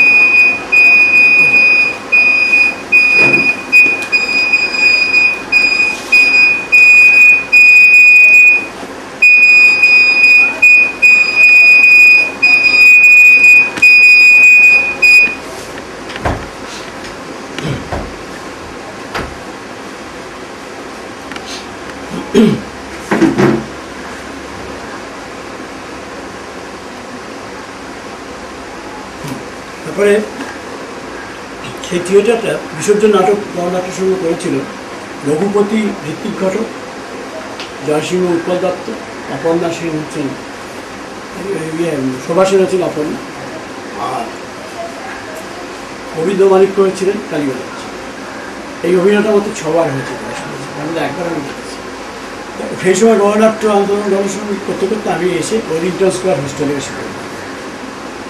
সেখানে তরুণ সান্যাল আমাদের পরিচয়ের কবি, পূর্ণেন্দু পত্রী, সেখানে দীপেন বন্দ্যোপাধ্যায় রোজ আড্ডা মারতে আসে, অ্যালেন ডেভিড ছাত্র সংগঠন করছে, লাইব্রেরি আন্দোলনের সবচেয়ে বড় নেতা প্রবীর রায়চৌধুরী, সে ছিল বিপিএসএফের ভাইস প্রেসিডেন্ট, একটা পাক্ষরা, তাই নিয়ে সারা কলকাতা চষে তারাই ওই স্টুডেন্ট সেক্টর তৈরি করেছে। কমিউনিস্ট পার্টির সাংগঠনিক কাজটা আমার চোখের সামনে হচ্ছে, এবং আমার ঘরেই অনেক কমরেড এসে থেকেছে, আমার গামছা নিয়ে চান করেছে, আমার গেস্ট হয়ে খেয়ে গেছে। হ্যাঁ, এবার আমাকে ওরা আমার কাছে ওরা গানটা শুনতে চাইতে হইতাম, দ্বীপের গানটা খুব ভালোবাসত। দেখতাম দ্বীপেন হলমল করে কাঁদছে ধর্মপুষ্প শুনে, আর ওরা আমাকে জানব পড়তে দিচ্ছে, কডওয়েল পড়তে দিচ্ছে, মানে ভাবটা হচ্ছে শিক্ষিত, পড়ো পড়ো। আমার পড়তে তো কোনো আমার কিছু, আমাকে যে বই দিতে আমি তাই পড়তাম। কিন্তু আমাদের যে নিজস্ব বৃত্ত, যেমন শিশির কুমার দাস, আমি, উজ্জ্বল মজুমদার, নিত্যপ্রিয় ঘোষ, হোমিওপ্যাথি তখন আমাদের দলের মধ্যে তখন আসেনি, পরে অনেক পরে আমাদের যেটা বৃত্ত ছিল, আমাদের কেন জানি না, আমরা খুব সাহিত্য মনস্ক ছিল। নিজেদের লেখা, নিজেদের কবিতা, নিজেদের লেখা, অন্যত্র ছাপা ব্যাপার এইসব নিয়ে, তার মধ্যে পরিচয় পত্রিকা আকণ্ঠ পড়ছি, কবিতা পত্রিকাও পড়ছি, চতুরঙ্গ পড়ছি, ক্রান্তি বেরোচ্ছে নিহার রায়ের সম্পাদনা আরএসপি, সেটাও পড়ছি। সব রকম দলমতের অ্যামালগামেশন আমাদের মনের মধ্যে হচ্ছে। কিন্তু যে অর্থে এখন অনেকে, আমি লক্ষ্য করলাম, আমি ছাত্র জীবনে যাদের কখনো বামপন্থী বলে দেখিনি, জানি না, শুনি না, তো এখন বলছে আমরা ছাত্র জীবন থেকেই প্রবেশ করি। আমি তাদের আমি কিন্তু প্রতিবাদ করছি না, কিন্তু আমি একটু কৌতুক বোধ করছি। এটা একটা ফ্যাশন হয়েছে। এবং সত্যি কথা বলতে কি, তখনকার দিনে তো বামপন্থী দক্ষিণপন্থী বলে এতটা বিভাজনও সমাজের ছিল। আমরা যেমন আমাদের অধ্যাপকরা যে পড়াতেন, আমি এখনও পর্যন্ত জানি না তারা কোন পড়তে চায়, কারণ তারা ক্লাসে প্রশ্নকালে কোনোদিন এই কথাগুলো বলে। যেমন ধরা যাওয়া নারায়ণ গঙ্গোপাধ্যায়ের কাছে করেছি, তিনি তো জীবনে একটা কমিউনিজমের কথা আমাদের বলেছেন, কখনো। কিন্তু আবার শশীভূষণ দাশগুপ্তের কাছে পড়েছি, তিনি যে আমাদের করে জাতীয়তাবাদী কংগ্রেসের কথা বলতেন, তাও কিন্তু। হ্যাঁ, কিন্তু একটা জিনিস বুঝতাম যে জ্ঞানের একটা মহিমা আছে, এবং অধ্যাপকরা নিরঙ্কুশভাবে ছাত্রদের জন্য যা কিছু করবার তার দলমতকে বিশ্বাসই করত। আমার সহপাঠী বন্ধু অমিতাভ দাশগুপ্ত তো পুরোপুরি কমিউনিস্ট পার্টি করত। আমার চেয়ে 1 বছরের জুনিয়র ছিল দীপেন এবং দেবেশ রায়। তারা দেখতাম ওই কলেজ স্ট্রিটের মুখে দিলখুশা কেবিনের পার্টি ছোট্ট ফোকরে বসে বসে নিজেদের মধ্যে বুঝুর করছে, মানে ওরা বামপন্থী আন্দোলন এবং ওরা কমিউনিস্ট পার্টির মেম্বার হয়ে গেছে। এবং আমাকে কিন্তু দীপেন বন্দ্যোপাধ্যায় সেখানে বলছেন না যে তুমি সুদীপ, তুমি কমিউনিস্ট মেম্বার, তা কিন্তু তারা বলে। এই যে আমি বলবো, ওই সময় এই ধরনের প্ররোচনা বা এই ধরনের প্রভোকেশন কোনো দিকে ছিল। কিন্তু আমাদের মুক্ত মনে, যেমন আমি নতুন সাহিত্য পত্রিকায় লিখলাম একটা চিঠি, সম্পাদক ডেকে পাঠালাম, পরে সেখানে প্রচুর প্রবন্ধ লিখেছি। পরে শুনলাম যে নতুন সাহিত্য পত্রিকার সম্পাদক অনিল সিংহ, ইনি মোটামুটি একটা ভালো বামপন্থী ইন্টালেকচুয়াল ছিলেন সেখানে, কিন্তু তিনি একটা ধবধবে ফর্সা পাঞ্জাবের ধুতি করে, ফর্সা ধবধব গায়ের ওই বামুডাভিনীতে থাকতেন, কি সুন্দর একটা জেন্টলম্যান, কিন্তু তিনি মহাতাত্ত্বিক ছিল পরে আমি জানতে পারি। এবং দেখলাম যে কমিউনিস্ট লিটারেচারের একটা বিরাট অংশ যেমন পরিচয় থেকে পেয়েছেন, নতুন সাহিত্য থেকে পেয়েছে, তেমনি অগ্রণী থেকে পেয়েছে, সব জায়গাতে আমি লিখতাম। কিন্তু আমি তো কখনো এইসব বিষয়ে লিখি, আমার বিষয়টা সম্পূর্ণ অন্যরকম। কিন্তু লক্ষ্য করেছি, যেমন আমি সদর মফস্বলের অন্তর্গত যে শিক্ষা লেখা, ওটা তো পরিচয় বেরিয়েছিল। এবং সত্যি সত্যি যদি আমার লেখা কেউ পড়েন, রবীন্দ্র নির্জন থেকে শুরু করে, তাহলে দেখা যাবে যে এই লেখাগুলোর মধ্যে যে কোনো প্রগতি চিহ্ন বাড়ে। এবং সত্যি দুঃখী সর্বহারা মানুষের কথা আমি তো সত্যি বেসিক্যালি লিখেছি তাদের কথা, এবং তাদের শোষণ, তাদের অত্যাচারের মধ্যে দিক থেকে আমার আসে। কিন্তু এতে না কোনো ডগমা বা কোনো তাত্ত্বিক অবস্থান আমার নেওয়ার প্রয়োজন মনে হয়। কিন্তু এটা লক্ষ্য করছি যে খুবই ভালো মার্ক্সীয় তাত্ত্বিক অশোক সেন, তিনি একদম প্রথম থেকে 12 মাস পত্রিকা আমার লেখা ছেপে যাচ্ছেন তো বহুদিন ধরে। আমি বোধহয় ওখানে 20-25 বছর ধরে লিখছি, তার বেশি। উনি আমার লেখা অসম্ভব পছন্দ করেন, কারণ ওর মনে হয়, উনি আমার বলেন যে তুমি নিজে ঠিক বুঝতে পারো তুমি কী দিচ্ছ, কিন্তু আমরা বুঝতে পারি। যেমন পার্থ চট্টোপাধ্যায় আমার বলারি সম্প্রদায় পড়ে মনে হলো, বা রণজিৎ গুহ, ওরা ওদের মনে হলো যে আমি সাবলটান তত্ত্বটা মোটামুটি লিখে ফেলেছি উইদাউট নোয়িং ইট, তাই তো? আমি তো আর পার্থ চট্টোপাধ্যায় বা গৌতম ভদ্রের মতো জেনে সাবলটান তত্ত্ব আওড়াই, কিন্তু আমার লেখার মধ্যে সাবলটান এমন জিনিস এসেছে যেটা ওরা ওদের বইয়ের সাইটেশন হিসেবে ব্যবহার করছে, যে এই তো সাবলটান আমরা চাইছিলাম, এই তো সুধীর চট্টোপাধ্যায়ের মধ্যে আছে। এই সেদিনও রঞ্জিত গুহ আমাকে ফোন করে বললেন, এবং ওই আনন্দ পুরস্কার নিতে এসে তারা দেখলাম ওর বইয়ের মধ্যে আমার লেখাটা তো উল্লেখও করেছে, যাই হোক, তা আমি অবস্থান নিইনি কি আমি এটা অত সচেতন হয়ে বলতে পারতাম, তবে আমাদের সময় অতটা প্ররোচনা ছিল। কিন্তু আমি কি করতে পারতাম এই যে আমি হয়তো প্রত্যক্ষ অধ্যাপক আন্দোলনে যেতে পারতাম। সরকারি কলেজে চাকরি করার জন্য একটা বেসিক নিউট্রালিটি ভিতরে এসে গেছে। কারণ সরকারি কলেজের একটা নিজস্ব দর্শন আছে, তোমার সেটা বুঝে দিচ্ছে। সেটা হচ্ছে আমি আর তুমি এক জায়গায় চাকরি করি। এবার তোমার সঙ্গে যদি আমার একটা রাজনৈতিক বা সামাজিক বিরোধিতা তৈরি হয়, এরপরে আমাদের দুজনের পোস্টিংয়ে ডাক দিতে হবে, বুঝতে পারছি একটা মেসেজ চলতে থাকে। এবং যেহেতু ট্রান্সফারেবল সার্ভিস আর ফিক্সড সার্ভিসের মধ্যে আকাশ পাবে, তুমি তোমার অফিসে তোমার অবস্থান নিয়ে তুমি টিকে থাকতে পারো, কিন্তু আমি সরকারি চাকরিতে আমি আমার অবস্থান নিয়ে টিকে থাকতে পারবো, কারণ আমার ট্রান্সফারেবল সার্ভিস। আমাকে কেউ বদলি করে দিতে পারে, সম্পূর্ণ খারাপ জায়গায় বদলি করে দিতে পারে। আমি যদি ক্ষমতাশালী লোকদের বিরুদ্ধে চলে যাই, বিপদও আছে। কিন্তু আমি বিধান রায়ের আমল থেকে বিভূতিভূষণ আমল অবধি চাকরি করেছি, আমার রাজনৈতিক কোনো আইডেন্টিটির প্রয়োজন হয়। দুই হচ্ছে আমি চাকরিতে সেই ধরনের উচ্চাসা পোষণ করি যে প্রেসিডেন্সি কলেজে যাবো, এই অমুক হবো তমুক হবো, আমি কখনো চেষ্টা করি। যেমন ধরা যাক অনিল বিশ্বাস আমার ডাইরেক্টর, তিনি আমাকে খুব পছন্দ করতেন না, এই সব ইউনিভার্স বলেনি, কিন্তু সে আমাকে যেমন আমি রিটায়ারমেন্টের মুখে আমাকে একদিন ফোন করে বললো যে স্যার আপনি রিটায়ারমেন্টের পর কী করবেন ভাবছেন। আমি বললাম আমি ভাবছি যে রেখে পড়বেন। ঠিক আছে, আমরা আপনাকে কোন রকম ভাবছি, এখানে কারো শেষ নেই। কিন্তু আমি ইচ্ছে করলে কিন্তু এই সুযোগগুলো নিতে পারি, কিন্তু আমার তা মনে হয়। যেমন ধরা যাক বিশ্বভারতী বিশ্ববিদ্যালয়ের উপাচার্য সব্যসাচী ভট্টাচার্য, উনি একটা বক্তৃতা করতে ওই শান্তিনিকেতনে গিয়েছেন গানের মধ্যে। উনি বক্তৃতা শুনতে এসেছিলেন, এসে আমাকে আর আমার স্ত্রীকে বলে গেলেন কালকে বিকেলবেলা আমার বাড়ি চা খাবো। গেলাম, চাটা খাওয়ার পর ওই যে টি পার্টি ডিপ্লোমেসি করে উনি সেই চায়ের টেবিলেই প্রস্তাব দিলেন যে আপনি রবীন্দ্র ভবনের অধ্যক্ষ হলে কেমন হয়। আমরা ভাবছিলাম কর্মসমিতিতে আপনার নামটা আমরা বিবেচনা করে দেখেছি, যদি আপনি রাজি হন। কারণ বলো ধরুন আমার তখন 55 বছর বয়স, তো অধ্যপ্রসাদের গানের ভাষায় বলা যায় যে কেন মোর গানের ভেলায় ওই না প্রভাব। একটু আগে বললে হয়তো আসতে জীবনের শেষ 5 বছরের মাথায় কি কেউ ট্রান্সফার এই ধরনের কাজে আসে, এটাই আসতে সুযোগ যে আসেনি তা না, নেতৃত্বের সুযোগ পায়, রাজি বলি। কিন্তু আমি সেটা না করে বরং অনেক বেশি পেয়েছি কেন।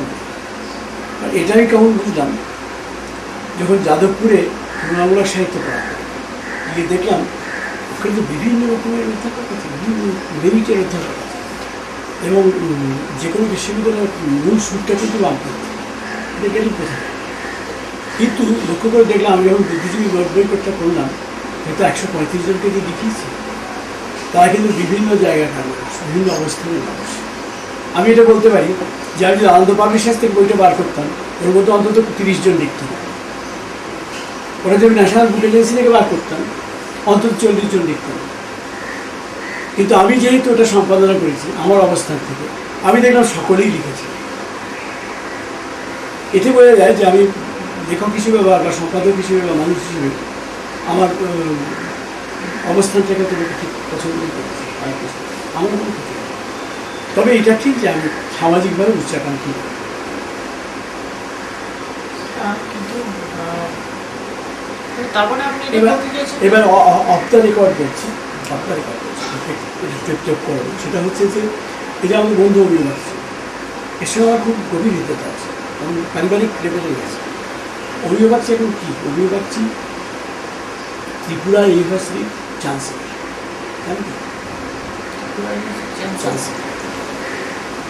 গত বছর আমিও পদ্মশ্রী হয় না, এক্ষেত্রে হয়েছে ও পদ্মশ্রী পেয়েছে। হ্যাঁ, ওকে একটা আলাদা ডাইরেক্টর একটা অফিস করে দিয়েছে, সেখানকার ডাইরেক্টর খাপুরও সে যোগ্য। আমি এসব কথা আমার বন্ধু বিক্রমকে ফোন করে বললাম যে জানিস আমি ওরকম ত্রিপুরা চ্যান্সেলর হয়েছে। উনিও তার উত্তর আমাকে বলে বিক্রমকে বলো তুই এসব জানি আশা করে বলিস না, প্রেসিডেন্সি কলেজ গভর্নমেন্ট বলেছে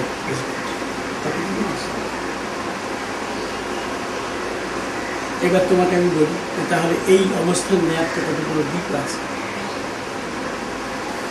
আমি আমার যে এই যোগ্যতাগুলো সব আছে ধরে নিয়ে যদি বলি আমাকে এটা যে করতে বলা আমি পারতাম না, আমার ধাতে নেই। আমি এই 4টে একটা ভাব আমাকে 1 মাস অন্তর ত্রিপুরায় গিয়ে ওই চ্যান্সেলরের কাজ করে আসতে হবে, প্রেসিডেন্সি কাজে গভর্নিং প্রেসিডেন্টের কাজ করতে হবে, এদিকে ওই ডিরেক্টর কত বড় একটা অফিস সামলাতে হবে এবং তার সঙ্গে বামপন্থী বিষয়ক দৃষ্টিকোণ থেকে বাজেট বিশ্লেষণ করতে হবে, তাই তো? যেদিন বাজেট বেরোবে সেদিন তো বামপন্থী চোখ দিয়ে বিশ্লেষণটা করতে হবে। এই দায় কি আমার নেওয়ার ক্ষমতা আছে? আমি সত্যি কথা বলছি, আমার সৌমিত্র থাকতে পারে, আমার থাকতে পারে। সৌমিত্র অবস্থান নিয়ে কিছু সুবিধা হয়েছে, সে যে এবছর ফিল্মে অত বড় অ্যাওয়ার্ডটা পেয়েছে, তার পেছনে সরকারের কিছু করার কথা নিশ্চয়। আমি এই জায়গাটা জিতে চাই, কারণ আমার প্রথম তো আমার জীবন দর্শন এদিকে নেই, প্লাস আমাদেরকে যোগ্যতা। তুমি মনে রেখো যে আমাদের নেতা হতে না, আমাদেরকে যোগ্যতা জীবনে অনেকটা অংশ দিয়ে দিতে, তখন তো তুমি আমার কাছে ওই কারণে আমার কাছে আসবে না। সকালবেলা বাড়িঘরটা খুবই দেখবো, যারা আমার কাছে এসছে কত প্রার্থী এসেছে, আমার তো সে দেওয়ার ক্ষমতা নেই, তুমি প্রার্থী বাড়িতে ঢুকতে পারো, আমি তোমায় ডাকতে পারি, এসব প্রভুর জন্মকে দপ্তর। জীবনে কি অবস্থানটা সত্যি না? ঠিকই সত্যি। আমরা তো এইটাই ছিলকাল দেখেছি, আমাদের মাস্টারমশাইদের মধ্যে একজনই বলার কথা, মাস্টারমশাইদের মধ্যে আমি এই ভূমিকা দেখেছি। যিনি কট্টর কমিউনিস্ট গোপাল হালদার, তিনি উনি ভৌমিক করে আমাদের কোনোদিন পরিচয় পত্রিকায় কথা হয়নি যে তুমি পার্টির মেম্বার হচ্ছে কিছু। অশোক সঙ্গী কোনো আমার সঙ্গে একদিনও কমিউনিস্ট পার্টির কথা আলোচনা করে লাভ করছে। এই বোধ বুদ্ধি এদের প্রত্যেকের মধ্যে এই সঙ্গে একটা অফ রেকর্ডে বলা যায় কথা, সেটা হচ্ছে যে দক্ষিণপন্থীর মধ্যে কেইটা আছে, দক্ষিণপন্থী পত্রিকায় আমার চেনার মধ্যে অসম্ভব কমিউনিস্ট সেটার লোক জীবনে একটাই লোক দেখেছে, তার নাম সাগরময় ঘোষ। ক শুনলে উত্তেজিত হয়ে করতে হবে, এতটুকু কিন্তু তিনিও আমার কাছে মনে হবে এরকম করছে। যেমন ধরো সুনীল গঙ্গোপাধ্যায়, সেটা ঘোষিতভাবে কমিউনিস্ট এখন, কিন্তু সুনীল তো কোনো আমার সঙ্গে এমনি আলোচনা করার আমাদের শক্তি চট্টোপাধ্যায় কখনই এমনকি এত যে অন্য পাচ্ছি, সে ওই বাচ্চা আমার সাথে কিন্তু আমি আমার বাবুপুরীর কথা বলছি, ওই বাচ্চাটা বউকে দিয়েছি, কারণ আমাদের সেই পারিবারিক বন্ধুত্ব আছে, বন্ধুটা ওর মাস ওর শাশুড়ির সঙ্গে আমাকে ঘনিষ্ঠ করেছে, শহরের মাস। হ্যাঁ, আমি আমার গান শুনতে গেলে ওদের বাড়িতে অন্যরকম একটা জায়গা আছে, সেটা আজও আছে। সুতরাং আমার কোনো আরেকটা কথা এখানে যেটা সেটা আপনার অবস্থানগত ব্যাপারে যেটা আছে, সেটাতে আপনার মনে হচ্ছে যে আপনি ধরুন এই যে যেটা বলছিলেন যে পিছিয়ে পড়া মানুষের কথা বা সেই অর্থে সর্বহারা মানুষের কথা যখন দেখছেন, তাদের কথা যখন ভাবছেন বা তাদেরকে অ্যাড্রেস করার কথা ভাবছেন না, এই এদের নিয়ে ভাবছি যে এর পেছনে সেই দেশকাল সমাজের একটা ভূমিকা আছে, আমার বন্ধুদের ভূমিকা আছে। সেই অর্থে কি কোনো ইজমের কোনো রেলেভান্স কি পেয়েছেন? এটা করতে গেলে ইজিমটা আমাকে না, নিতেই হবে? না, আমি তো আগেই বলেছি, আমি আমার মেথোডলজি আমি নিয়ে রাখি যে কাজটা। আমি আমার আগে তো যারা কাজ করেছেন, ধরো যে বাঁশের গান, লোহার গান, পাখির গান, খালের গান বললাম না, এই গানগুলো তো আমার অনেক আগেই ছিল, বরং এখন নেই। তো কই আমার আগেকার সংগ্রহটা কেউ কেউ সংগ্রহ করেননি, তাহলে আমি এটা সংগ্রহ করলাম কেন? এর পেছনে কোনো রিজন থাকতে পারে, এর পেছনে হয়তো একটা সত্য থাকতে পারে। এবং যেটা আমি এখন অনেককেই বলি, আজকেও বলছি, যে একটা লোক যখন জানবে যে দিনের পর দিন লিখে যাচ্ছে, একটা জীবন একটা বয়স পর্যন্ত খ্যাতি যশ দিতে হয় না কেন, ছাপার অক্ষর নিজের নাম দেখাটাকে এটা থাকতে পারে, কিন্তু একটা অ্যাচিভমেন্টের পর বা একটা স্তরের পর যখন মানুষ তারপরেও লিখে যায়, তখন জানবে সে কোনো একটা সত্যকে দেখতে পেয়েছে। আমি সেটা দেখতে পাচ্ছি, যার জন্য আমি রোজ 5:30টার সময় এটা লিখতে বসি। আমি কোনো তুলনা করছি না, কিন্তু প্রত্যহ ভোর 4টার সময় রবীন্দ্রনাথ তো আম্রগঞ্জে গিয়ে মুখ দিকে তাকিয়ে বসে থাকতেন। এটা তো একেবারে প্রবর্তন, ভেতর থেকে মানুষকে তুলে দেওয়া, প্রকৃতি ঠেলে তুলতো, তাতে না উনি চলে যেতেন যে বসতেন। এবং তারপর দেখা যাচ্ছে যে খ্যাতি মোহন সেন ট্রেনটা ওরা সকালবেলা পরিক্রমা শিখে ওর কাছে পায়ের কাছে বসে বলতে যাচ্ছে, আপনি যে বসে থাকেন নিশ্চয়ই অনেক কিছু ভাবেন টাবেন, সেগুলো একটু বলবেন আমাদের। তো উনি সেগুলো বলতেন, সেটা তো পরে লিখিত থেকে পাওয়াও গেছে। তার মানে উনি ভেকেন্ট বসে থাকতেন।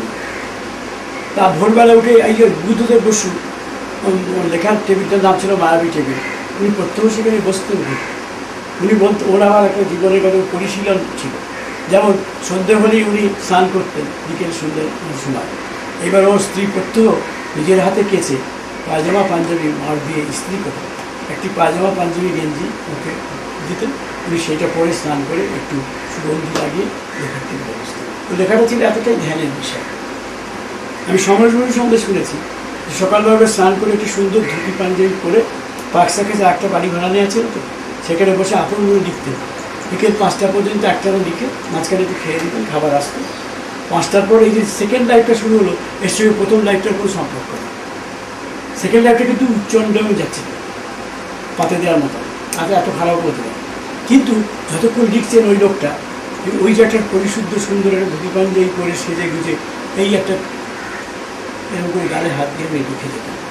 এই জগৎটা কিন্তু সমরেশ বসুর জগৎ, বুদ্ধদেব বসু মায়াবী টেবিলের জগৎটা কিন্তু বুদ্ধদেব বসুরই জগৎ। তাতে কিন্তু ওই পরিশীলনটা দরকার, ওই মাজা ঘষা একটু পায়জামা পাঞ্জাবি খুব ইম্পর্টেন্ট জিনিস। কিন্তু লেখাটা হেলা খেলা বিষয়। এবং উনি বলতেন যে যখন আমার লেখার কোনো প্রেরণা নেই, লেখার বিষয় নেই, তখন অনুবাদ করতাম। কিছু না পারে যে বদলাম নিয়ে বসলাম, বৈটাল নিয়ে বসলাম, মেঘদূত নিয়ে বসলাম, অনুবাদ করলাম, সময় নষ্ট করে। সত্যিকাম ঠিক একই আছে, অক্ষরই সময় নষ্ট করে। আমি এদের জীবন উদাহরণ করে একটা কথা বুঝতে পেরেছি যে এদের জীবনকে চালিয়েছে একটা ট্রুথ। ধরে বুদ্ধদেব বসু লিখি পয়সাই বা পেয়েছে, পট্টবি বা তার সাহিত্যিক খ্যাতি তার জীবনে হয়েছে কিছু না, এখন হয়েছে।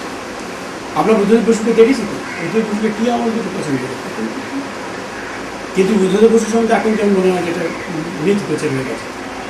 বিষ্ণুদেবকে কি আমরা দেখিনি? বিষ্ণুদেবকে কি তখন পারতাম কিছু সেন্ট্রাল কলেজে পড়াতেন, ক্লাস এবার আজকে দেখলাম প্রতিদিন পত্রিকায় লিখেছেন যে উনি এটা এ লেভেলের অধ্যাপক ছিল, প্রেসিডেন্সি কলেজে পড়াতেন, তারক সিংহের মতো অধ্যাপকটা প্রেসিডেন্সি সুন্দর করে। কিন্তু এদের জীবন একটা ট্রুথ ছিল। যেমন জামিনী রায়ের ফল, উনি যে ফলটা খুঁজে বার করেছিলেন, তার মধ্যে যে সত্যটাকে পেয়েছিলেন ওটাকে আমি কাজটা করে গেছি। যেমন রামকিঙ্করের যে ফল, তাই না? শান্তিদেব ঘোষের যে রবীন্দ্রনাথের গান নিয়ে যাওয়া, শান্তিদেব ঘোষ এমন কী ভালো রাখতেন, আমি কিন্তু অসম্ভব নিষ্ঠ ছিল। প্রত্যেক দিন সকালবেলা 3 ঘন্টা রাখতেন নিজের বাড়িতে বসে, কোনো শ্রোতা নেই। আমরা নিজে দেখেছি শান্তিদা নিজের ঘরে বসে গান গিয়ে যাচ্ছে। এই জায়গাটা মানুষের জীবনে একটা সত্য, সেইটা যদি কেউ পেয়ে থাকে তাকে লিখে যেতেই হবে, এগিয়ে যেতেই হবে। এবং সে অত্যন্ত মেথডিক্যাল। দেবব্রত বিশ্বাসকে জানে, উনি বিকেলবেলা অনুষ্ঠান করে, সকালবেলা গান নির্বাচন করে, রিহার্সাল করে, কোন গানটার পর কোন গানটার পর গানের পর্যন্ত ঠিক করে তবে চলে যাচ্ছে। দেখলে মনে তো আলাদা লোক কঠিন, অসম্ভব। এবং একদিন একটা খাতা দেখেন, একটা গানের খাতা একদিনও দেখেন, কতখানি ভেতর মর্মে চলে গেছে ওর গান, ভাবা যায়। আমি তো এসব সামনে বসে দেখেছি। আবার আমি হেমন্ত মুখোপাধ্যায়কে দেখেছি যে তিনি অনুষ্ঠানে বসলেন, এইটুকু একটা খাতা ছিল, খুলতেন, একটা পরে গান করলেন, 1 ঘন্টা গান করবেন। উনি প্রত্যেকটা গান তো রেকর্ডে 2.5 মিনিট হয়, ওর গান কিন্তু মাপা 2.5 মিনিট হয়। কিন্তু সন্ধ্যা মুখোপাধ্যায়, মানবেন্দ্র মুখোপাধ্যায়কে গান গাইতে দিলে তারপরে তান কর্তব দিয়ে গানটাকে আরও বড় করে, হয়তো 2.5 মিনিটের গানকে 15 মিনিট ধরে বাঁধো ছিল না, চলছেই গান, খুব জমে গেল না। সন্ধ্যা মুখার্জির মানবেন্দ্রদের খুব বিখ্যাত ছিল। জলসা গাওয়া মানে হচ্ছে দুর্দর্শ গান।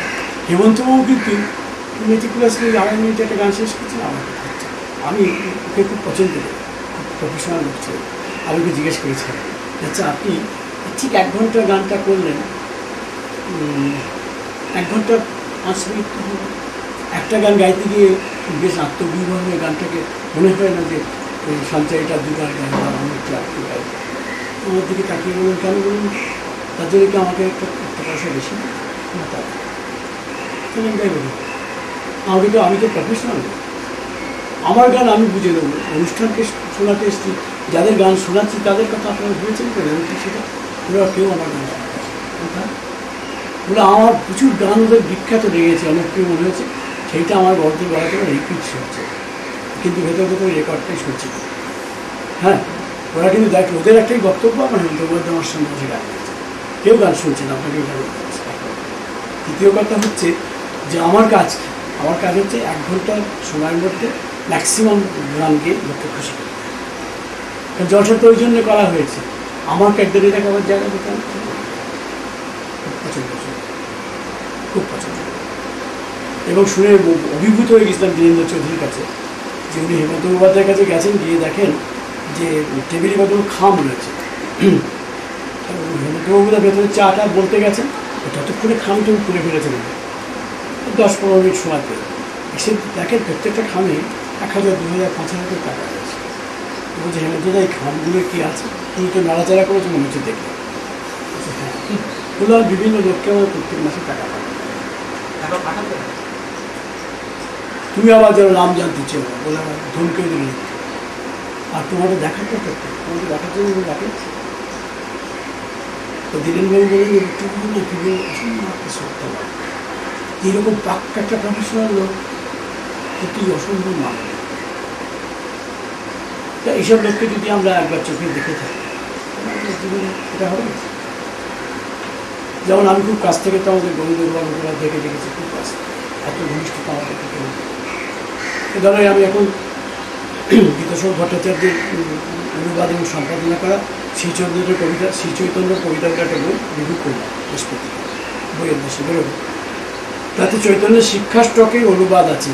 শিক্ষা স্টক জিনিসটা চৈতন্যের সংস্কৃতের লেখাতে ব্যাপার, জগন্নাথ স্টক, শিক্ষা স্টক ইত্যাদি। যখন বৈষ্ণব ফিলোসফিতে এ করতাম স্পেশাল পেপার তখন এইসব পরিচয় সংস্কৃত উজ্জ্বল সব সেই বইটা এখন আগে রিভিউ করতে গিয়ে আমি দেখলাম আরে কী কারণ এর মধ্যে বেশিরভাগ সঙ্গীত রবীন্দ্রবাবু আমাকে গাইয়েছে। আমি তখন জানতাম না। পরে আমি ফিলোসফি বৈষ্ণব ফিলোসফি পড়তে এসে দেখলাম এইগুলো গানগুলো গাইতাম। সেই এক সময় গাইতাম, একবার তাত্ত্বিকভাবে পড়লাম আর একবার গীতাশোকের অনুবাদে পড়লাম। তাহলে আমার জীবনটা মনে হলো একটা বৃত্ত পরিপূর্ণ, জীবনের জন্য কিছুই পারতাম।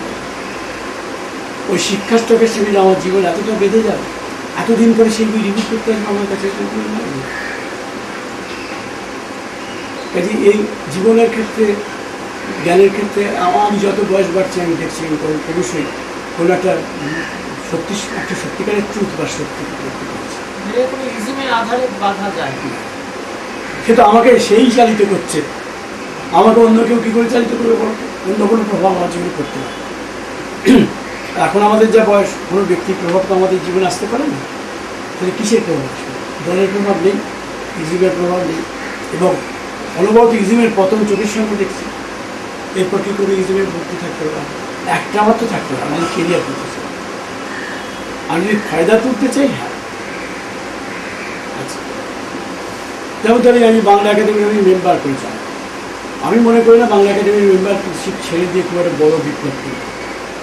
আমি কীভাবে করতে পারি, আমাদের ওরা কীভাবে করতে পারি। কিন্তু ওরা একটা কাজ করতে চায়, ওরা বলছে আপনি আমাদের জন্য কিছু করে দেন। কী করবো বলুন?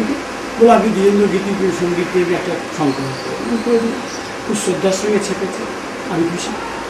এই কাজটা তো আর কেউ আমার করতে পারি না পর্যন্ত, ওরা তো বলেছে। তারপর খামাখা ওদের বাংলা একাডেমির সদস্যপদ ত্যাগ করার মধ্যে কী বিপ্লব আছে আমি এখন বুঝতে পারি। থাকার মধ্যেও বিপ্লব নেই, ছেড়ে দেওয়ার মধ্যে কোনো বিপ্লব। কিন্তু থাকলে যদি কোনো সামাজিক অস্তিত্ব পরিপূর্ণ করা যায় তাহলে খারাপটা কী? যেমন আমি যে লোক সংস্কৃতি আদিবাসী কেন্দ্রের মেম্বার, ওখানে আমাকে বললো যে বন্যায় যেসব লোকের ক্ষতি হয়েছে বাউল ফকিরদের, তাদের সম্বন্ধে আপনি তালিকা পাঠান, তাদের কী দেওয়া যায়। কারো হারমোনিয়াম ভেসে গেছে, কারো একতলা ভেসে গেছে, কারো আঁকড়া ভেঙে গেছে। আমি প্রায় 10 জনের নাম দিচ্ছি, 10 জনকে টাকা দেওয়া গেছে, প্রত্যেকে 20,000 টাকা করে টাকা দিয়েছে। এখন আমি না থাকলে জিনিসটা হতো না। আমি মেম্বার থাকলাম না মাসে এখন, আর আমার তো অতখানি ইজম কিছু নেই, মানে কোইজমও নেই, অ্যান্টি ইজম নেই। তাই কাকে নিয়ে লড়াই করতে জিনিসটা আমি ওই জন্য মনে করি না যে কোনো প্রতিষ্ঠান তারা তো আমাকে প্রথম থেকে ডাকেনি, পরে ডেকেছে, বিবেচনা করে দেখেছে এই লোকটাকে এর মধ্যে আমাদের মধ্যে আলাদা হচ্ছে, ঠিক আছে। আবার কোনোদিন মনে যদি করে যে আমাকে এর কোনো লাভ হয়নি, আমাকে ছেড়ে দেয়। আমি তো নির্বাচিত করতে গলা ফাটানো যায়। কিন্তু ওরা যখন খুব সবিনয় আমাকে সমাজবাবু বা কেউ বলে সুনীলবাবু এরকম একটা ব্যাপার, আপনি কি একটু আমাদেরকে কিছু বলবেন? আবার আমি তখন কোনো বলি বলবো কারণ বিষয়টা আমার নয়, এটা আমার বিষয়, আমি তো পারবো। এই হচ্ছে ইজমের বিষয় কম।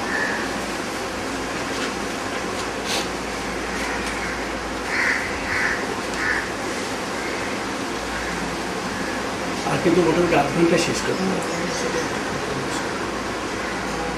আচ্ছা, গান নিয়ে যখন কথা হচ্ছিল আমি গানের কয়েকটা প্রশ্ন ভেবেছি আর কি। আপনি একটু টাইমটা 22 মিনিট।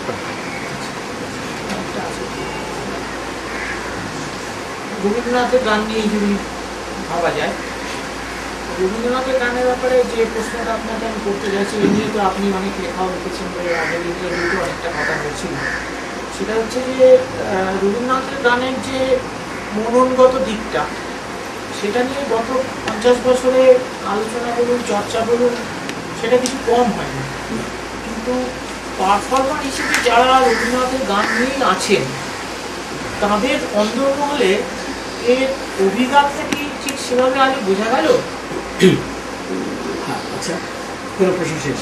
হ্যাঁ, এখন এইটা কেন হলো, বা কেন মনে হয় যে দুটো আলাদা ধারা স্রোত, যেন দুটো আলাদা ধারা স্রোত, একদল মননগত দিকটা নিয়ে চর্চা করে যাচ্ছেন, আর একদল পারফরমেন্সের দিকটা নিয়ে, এদের মধ্যে কোথাও মিল সেভাবে হলো না। কেন একটা বড় একটা প্রাচীরই তৈরি এখনো হয়নি, কিন্তু কিছু কিছু লোকের আগ্রহ আছে। কিছু গায়করা আমাদের কাছে প্রশ্ন করে বা অনুরাগ বোধ করে যে আমি সব বিষয়ে লিখি বলে, এটা লক্ষ্য করছি। সাধারণ কিন্তু কিন্তু যদি কোর্ট না করা যায়, সুভাষ চৌধুরী বিষয়ের কথা বলা যায়। উনি বলেছেন যে আমি তো এইসব গায়কটার কিছু নাড়াচাড়া করি, কেউ কিছু যায়, মানে এরা রবীন্দ্রনাথ ছিলেন তো তুই, কিন্তু রবীন্দ্রনাথের গান গিয়ে গাড়ি বাড়ি করে দিয়েছে। হ্যাঁ, তা এটা অনেকটা সত্য। রবীন্দ্রনাথের গানগুলো বলছি না, আমি আমি যেটা বলতে চাই, সম্প্রতি একটা বই পড়েছি, তুমি পড়েছো কিনা জানি না। বইটার নাম হচ্ছে গানের পিছনে রবীন্দ্রনাথ। এই বইটা সমীর সেনগুপ্ত উনি লিখেছেন। এই বইটা খুঁজে কি বিপুল পরিশ্রম করেছেন একটা গানের ইতিহাস খুঁজে খুঁজে, তাহলে দেখা যায় যে রবীন্দ্রনাথ গান জিনিসটা কীভাবে করেছেন, কীভাবে তৈরি হয়েছে, তার কী স্বরলিপি সমস্যা হয়েছে, কোথায় উনি সুর ভুলে গিয়ে ইনস্ট্যান্ট সুর তৈরি করেছেন, এরকম রকম হয়ে আছে। তা আমি তো মনে করি যারা রবীন্দ্রনাথের গান গায়, এবং এই আজকেই সন্ধ্যেবেলা অনেকে গাইবে নিশ্চয়ই অনেক অনুষ্ঠানে, এরা কেউ তো এই বইটা পড়ে না। তাহলে এই যে ফাঁকটা তৈরি হচ্ছে, অর্থাৎ আমাদের ভেবে যাওয়া, আমাদের বলে যাওয়া কথা, যেমন আমাকে অনেকে বলে, এখন অনেকেই বলে যে আপনি যে রবীন্দ্রসঙ্গীতের সঞ্চারী বলে আপনারা লেখা লিখেছেন, এরকম লেখা কোনো আমরা করি, কিন্তু সে কথা তুমি কি আগে বুঝতে পেরেছো? তো আমার বলার পর কি তোমার গানের কিছু ইমপ্রুভমেন্ট হবে? এটা তো আসলে তোমার পারফরমেন্সে কিছু ইমপ্রুভমেন্ট হয়েছে কি? যে সঞ্চারিতে উনি কী করতে চেয়েছিলেন, সঞ্চারীর সুরটা কেন অমন হলো, উনি কেন সঞ্চারী উদ্ভাবন করলেন, এটাও তো তুমি গাইবার সময় তোমার গানে কোথাও বুঝতে পারি না। তাহলে লাভটা কি? এটা হচ্ছে আমার প্রশ্ন। যেমন দেবব্রত বিশ্বাসের গানে খুব সেরিব্রাল ভেঙেছে, উনি গান বুঝে গেল। যেমন অর্ঘ সেনের গানেটা আছে, সেটা হচ্ছে এই আকাশ ভরা সূর্যতলা গানটা তুমি শুনে দেখো, দেবব্রতর গলা যখন এই ঋত্বিক ঘটকের ছবিটা আছে, দেখবে বিস্ময় কথাটা আমি 4 বার 4 রকম বলে গেছে। সেটা আমি স্বরলিপির সঙ্গে মেলাতে যাবো না, কিন্তু লক্ষ্য করেছি এই বিস্ময়টা আমি 4 রকম করে বোঝাতে চেয়েছি।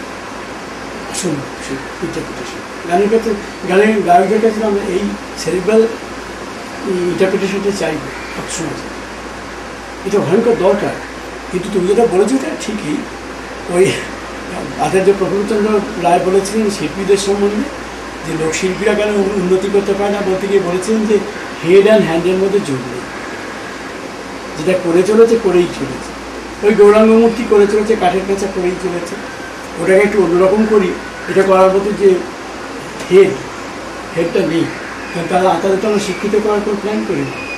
সেরকম গায়ক পারফর্মারদের মধ্যে হেড অ্যান্ড টিউন দুটোর মধ্যে মিল করা হয়।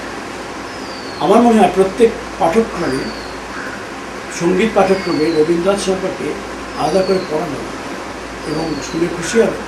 আমি বহুদিন থেকে লিখেও যাচ্ছি, বলেও যাচ্ছি যে যারা বাংলায় MA পাস করলো, তারা বৈষ্ণব পদাবলী পড়লো, শক্ত পদাবলী পড়লো, ময়মনসিংহ গীতিকা পড়লো, গোপীচাঁদের গান পড়লো, কমলাকান্ত রামপ্রসাদ পড়লো, তারা রবীন্দ্রনাথের গান পড়লো, কী আবার কি, সে আবার কীরকম বাংলা নেবে, এটা বলেই আসছি, লিখেও আসছি।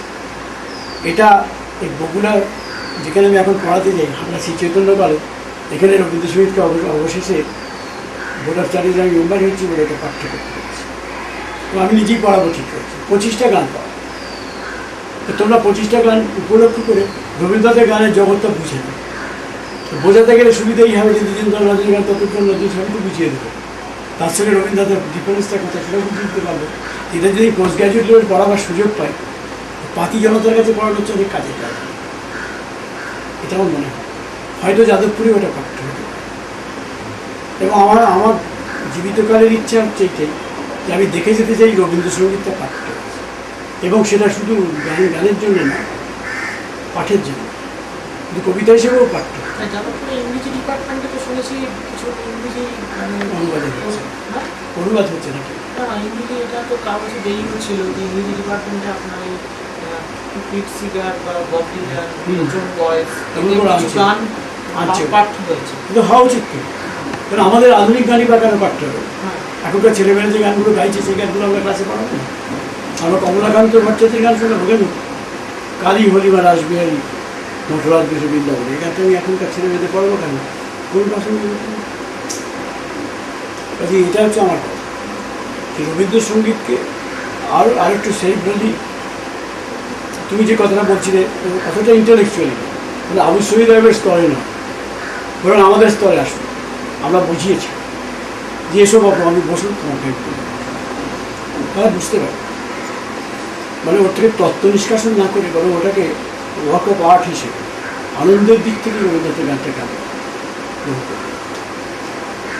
আমি এখানে একটা কথা একটু আপনাকে জিজ্ঞেস করতে চাই, সেটা হচ্ছে যে আপনি যেহেতু আমাকে আগে একদিন বলেছিলেন যে আপনি পন্ডিচেরিতে গিয়ে শাহানা দেবীর গান শুনছেন বা এই ধরনের পুরোনো দিনের যারা তাদের সাথেও আপনার গানের, তো এরা তো অনেকেই সরাসরি রবীন্দ্রনাথের কাছে গান শিখেছেন বা মানে ওই পরিবেশটায় গান শিখেছেন। শাহানা দেবী বেশিরভাগ দীনবাবুর কাছে শিখেছে।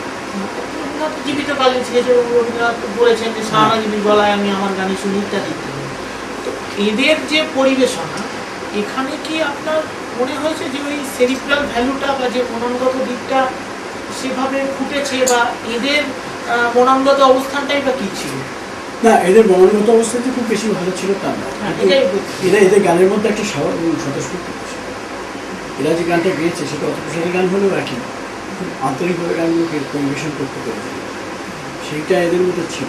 যেটা শাহানা দেবী আমাকে বলেছিলেন, তোমাকে বলেছিল, লিখেওছি যে শাহানা দেবী বলেছেন যে এখনকার যারা গান করে তারা আমাদের চেয়ে বেশি ওস্তাদ। সেটা আপনি বলেছিলেন এবং শাহানা দেবী আমাকে পরিষ্কার বলেছেন যে আমি বাপু এইসব তালে গান গাই, আমরা তো গাইতাম। হ্যাঁ, ঠিক এই একই ঘটনা সত্যজিৎ বাবুর হয়েছিল আগন্তুক ছবিতে।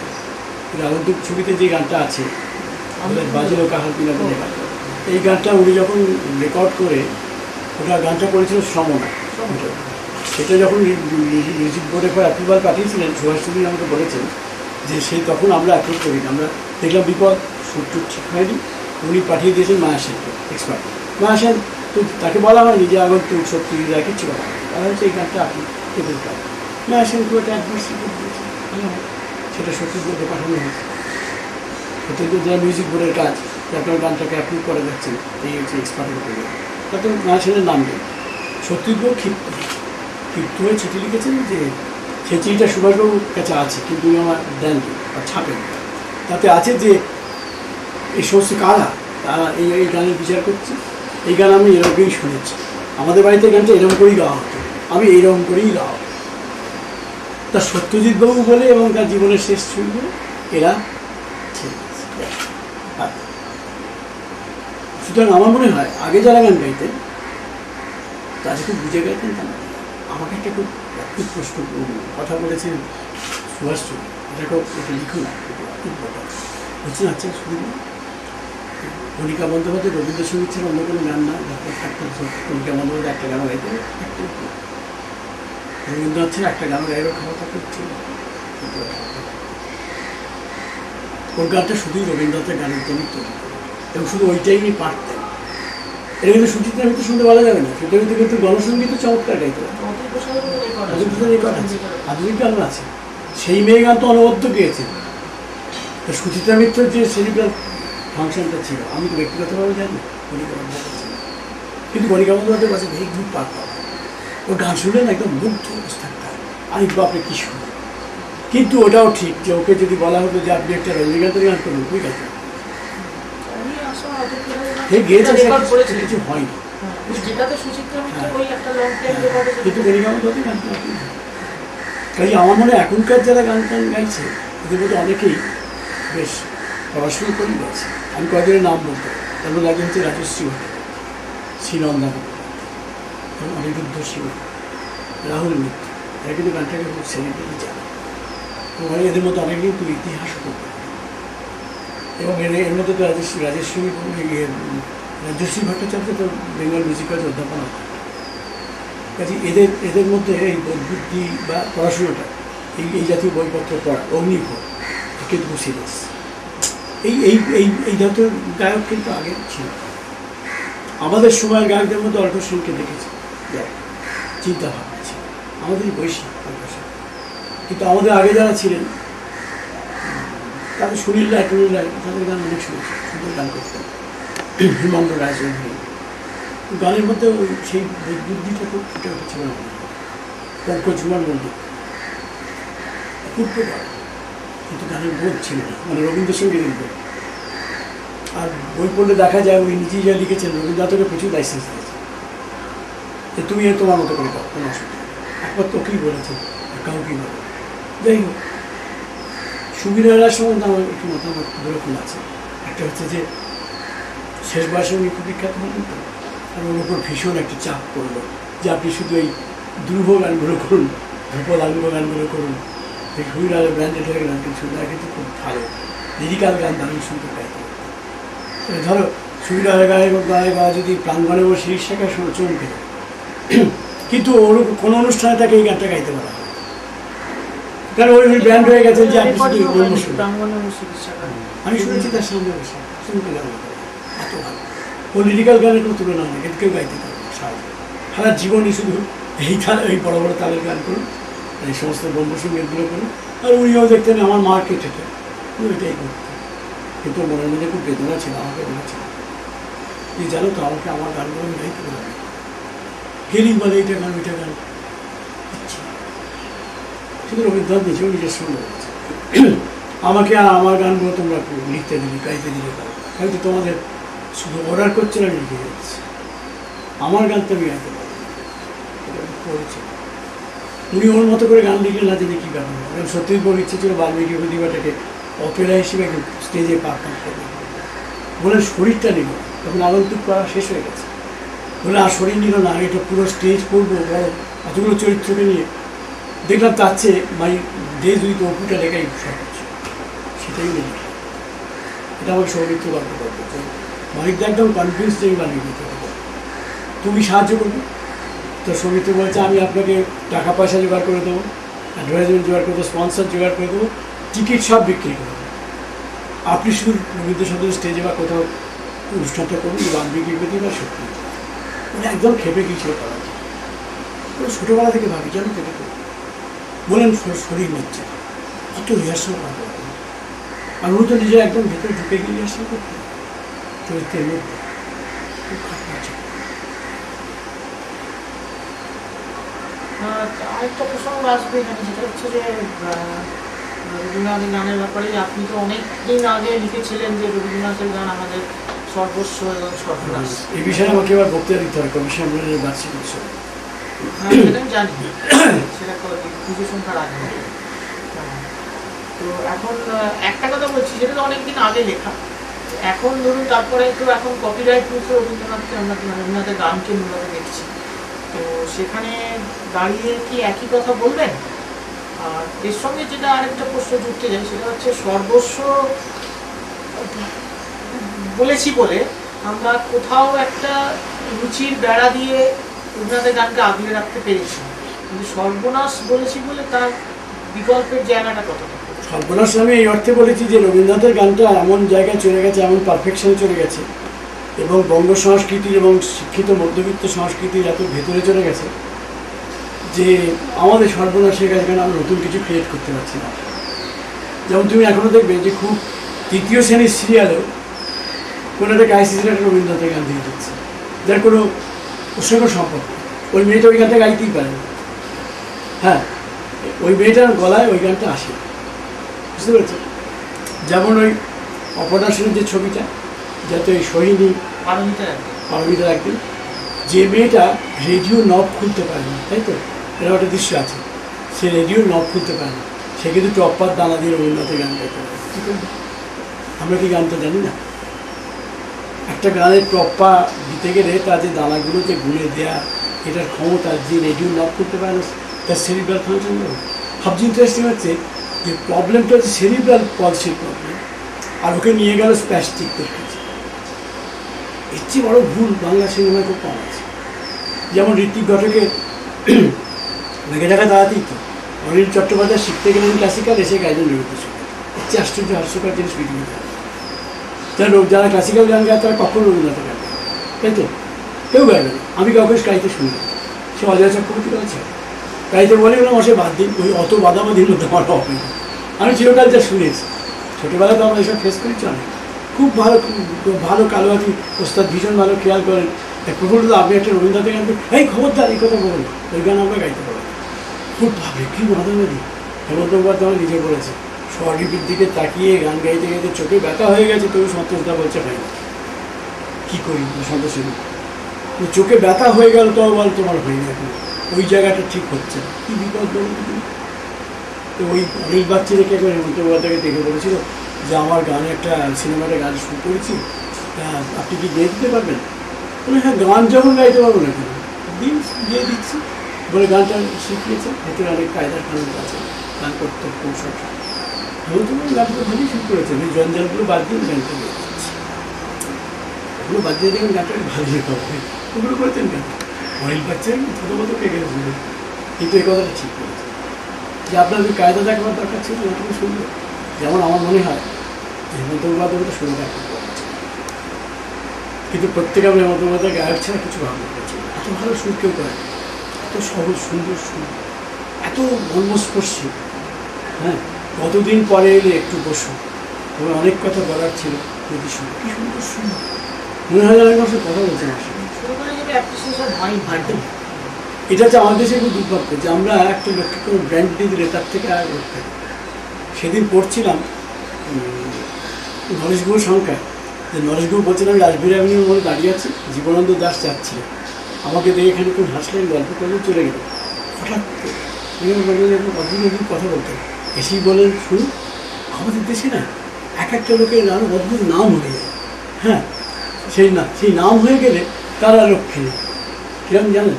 কাজী নজরুল ইসলাম বলে চলছে, বলে আবার ফিরে সে বলে আর ধরুন সুভাষ মুখোপাধ্যায়।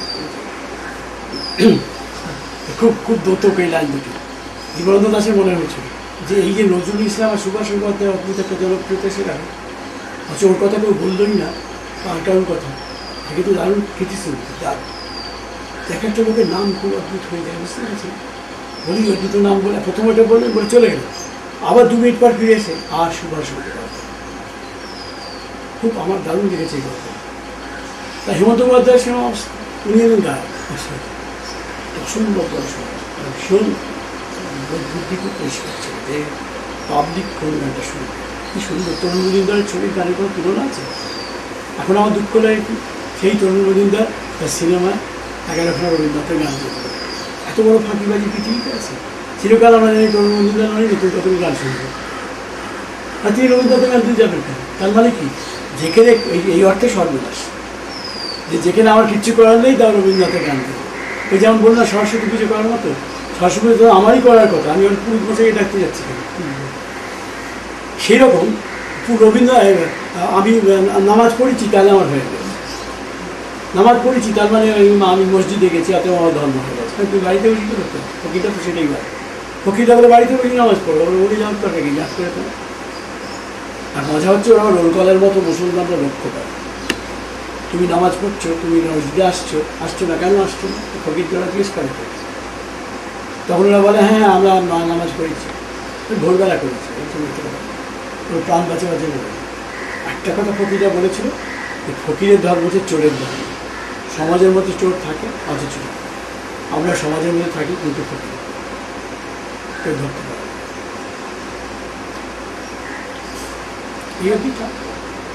একটু শুধু কপিরাইট পরবর্তী অবস্থায় সর্বস্ব না, আমি সর্বস্ব ওই অর্থে বলেছি হ্যাঁ, যে আমাদের আর কিছু নেই, মানে আমাদের গীতি প্রয়োগের তেমন তুমি কি ভাবতে পারো যে একজন বাংলা সিরিয়াল একটা বিজেন্দ্রের গান আছে? নেই।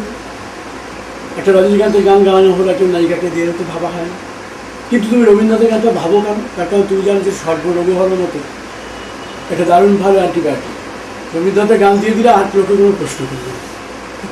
হ্যাঁ, ও রবীন্দ্রনাথের গান, আচ্ছা ঠিক আছে, ঠিক হলো, কী করে ঠিক হলো? ওই জায়গায় হয়তো খুব এফেক্টিভ হতো একটা কাঙাল ফিকির চাঁদের গান থেকে, ডাকার মতো ডাক পারিতাম, ডাকতে গেছে দারুণ হতো ওই জায়গাটা। কিন্তু না, ওখানে রবীন্দ্রনাথের গান তাহলে লোক এখন প্রশ্ন করে। যেমন দেখবে যে আবৃত্তি প্রতিযোগিতার বিচারক কে হবে, কারণ বাংলার অধ্যাপক হবে।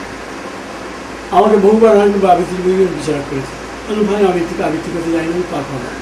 যে জিনিসটা আমি জানি না আমি বিচার করবো কিন্তু আমি কোনো স্টেজ থেকে আবৃত্তি করি। বাংলা অধ্যাপনা করি বলে আবৃত্তি করবো, জানবো তোমরা কে বলবে, তুমি ওটা একদম শুনে তারা কেউ আশ্চর্য হয়ে যায়। পরে বললো না মানে আপনি গেলে আমাদের আর কোনো সমস্যা হবে না, আপনার মেনে নিতে। ও সুদীপবাবু বলছেন, আর ঠিক আছে, কিন্তু সুদীপবাবুর তো একটা বিবেক বুদ্ধি আছে, তিনি কী করে আবৃত্তি বিচার করতে পারেন। এবার দেখবো অনেক জায়গায় সঙ্গীত প্রতিযোগিতা হয়, রবীন্দ্রনাথের যে কোনো গান, বর্ষা পর্যায়ের যে কোনো গান। আমি কি আমার মহোপাধ্যায় ব্যক্তি যে বর্ষা পর্যায়ের সব কটা গানই আমার স্বরলিপি চর্চা করা আছে, ঠিক গাইছে বুঝবো কী করে। কিন্তু এই ধরনের কথা কেউ আর পর্যন্ত বিচারক বিচারের কাজ করতে হবে। গানটা আমি যদি বিচার করি তার আগে তো গানটা আমাকে নিজে দেখে নিতে হবে। আমি বিচারটা করবো কী করে, তখন এই অমিশনারের কথা বলতে হয়। অমিশনার একবার সঙ্গীত বিচারক করছেন, আমাদের কাছে আমি গিয়ে প্রতিবাদ করলাম, আপনি কেন ওকে ফার্স্ট করলেন। উনি বললেন শোনো, রবীন্দ্রনাথের গানের সুর তো কোনো ঠিকঠাক নেই, তোমরা সেই চোখে সর্ববিধানটা রবীন্দ্রনাথ দেখাতে শুনে রবীন্দ্রনাথের গান খুব ভালো ছিল, কোনো গানটাই ঠিক নেই। দিলীপবাবু যেরকম করে গাইতেন এখন সর্বি সেরকম নয়, রবীন্দ্রনাথের গান রবীন্দ্রনাথের করে গাইতেন, আমার জানা আছে।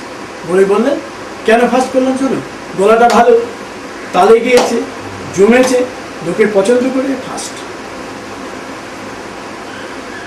এর চেয়ে বড় বিচার পৃথিবীতে। আর বলো সুর আবার কি, তুমি আমার লিখিত বাদল ধারা এই গানটা তুমি জানো? আমি গাও তো, বলে উনি শেষ বললো। আমি গাইলাম, শুনে বলে এবার আমি গাই। আমি খোঁজ রবীন্দ্রনাথের কাছে শান্তিনিকেতনের কাছে গানটা শিখেছি, বলে উনি কি আমি শুনে গেছি, ঠিক একই কথা মালবিকা কারণ আমার বলেছিলেন কলকাতায় ভর্তি সাধন, ওকে দেওয়া দ্বিজেন্দ্রের গান গেয়েছে, দ্বিজেন্দ্রের পরিবারের মেয়ে তো। হ্যাঁ, বলে আপনাদের বাড়িতে দ্বিজেন্দ্রের গান ছোটোবেলা চলতো, বলে হ্যাঁ খুব চলতো, গান তো গাইলাম। তারপরে তো একদম অন্যরকম বলে, কিন্তু এগুলো তো এইগুলোই ছিল। তারপর কী হলো, আপনি রেকর্ড করলেন না কেন? রেকর্ড করলেন না কেন?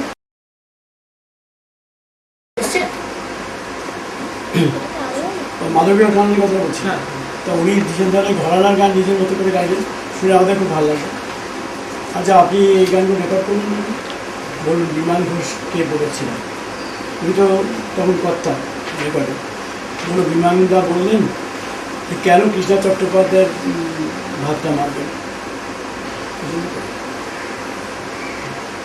সুতরাং প্রত্যেকের গানের নিজস্ব ভাবনা আছে, সেটা আজকে খুব স্পষ্ট। রবীন্দ্রনাথের গান অন্যরকম ছিল, দ্বিজেন্দ্রের গান অন্যরকম ছিল, কিন্তু একটা ব্র্যান্ড হয়ে গেছে, সেটাই চলছে। তো সর্বনাশ এই অর্থে যে আমরা নতুন গান বানাতে পারবো না। আমি এবার তোমাকে খুব পরিষ্কার প্রশ্ন করছি, রবীন্দ্রোত্তর কালের যে গান, আধুনিক বাংলা গান একটা খুব বড় ভালো জিনিস, গণসঙ্গীত খুব ভালো একটা ক্রিয়েশন, যদিও টেকেনি একটা। আমি তোমার দুটো কথা একটু ফার্স্ট সময় বলেছি, কন্টিনিউটি অ্যান্ড গ্রোথ। এটা কিন্তু খুব যে কোনো শিল্প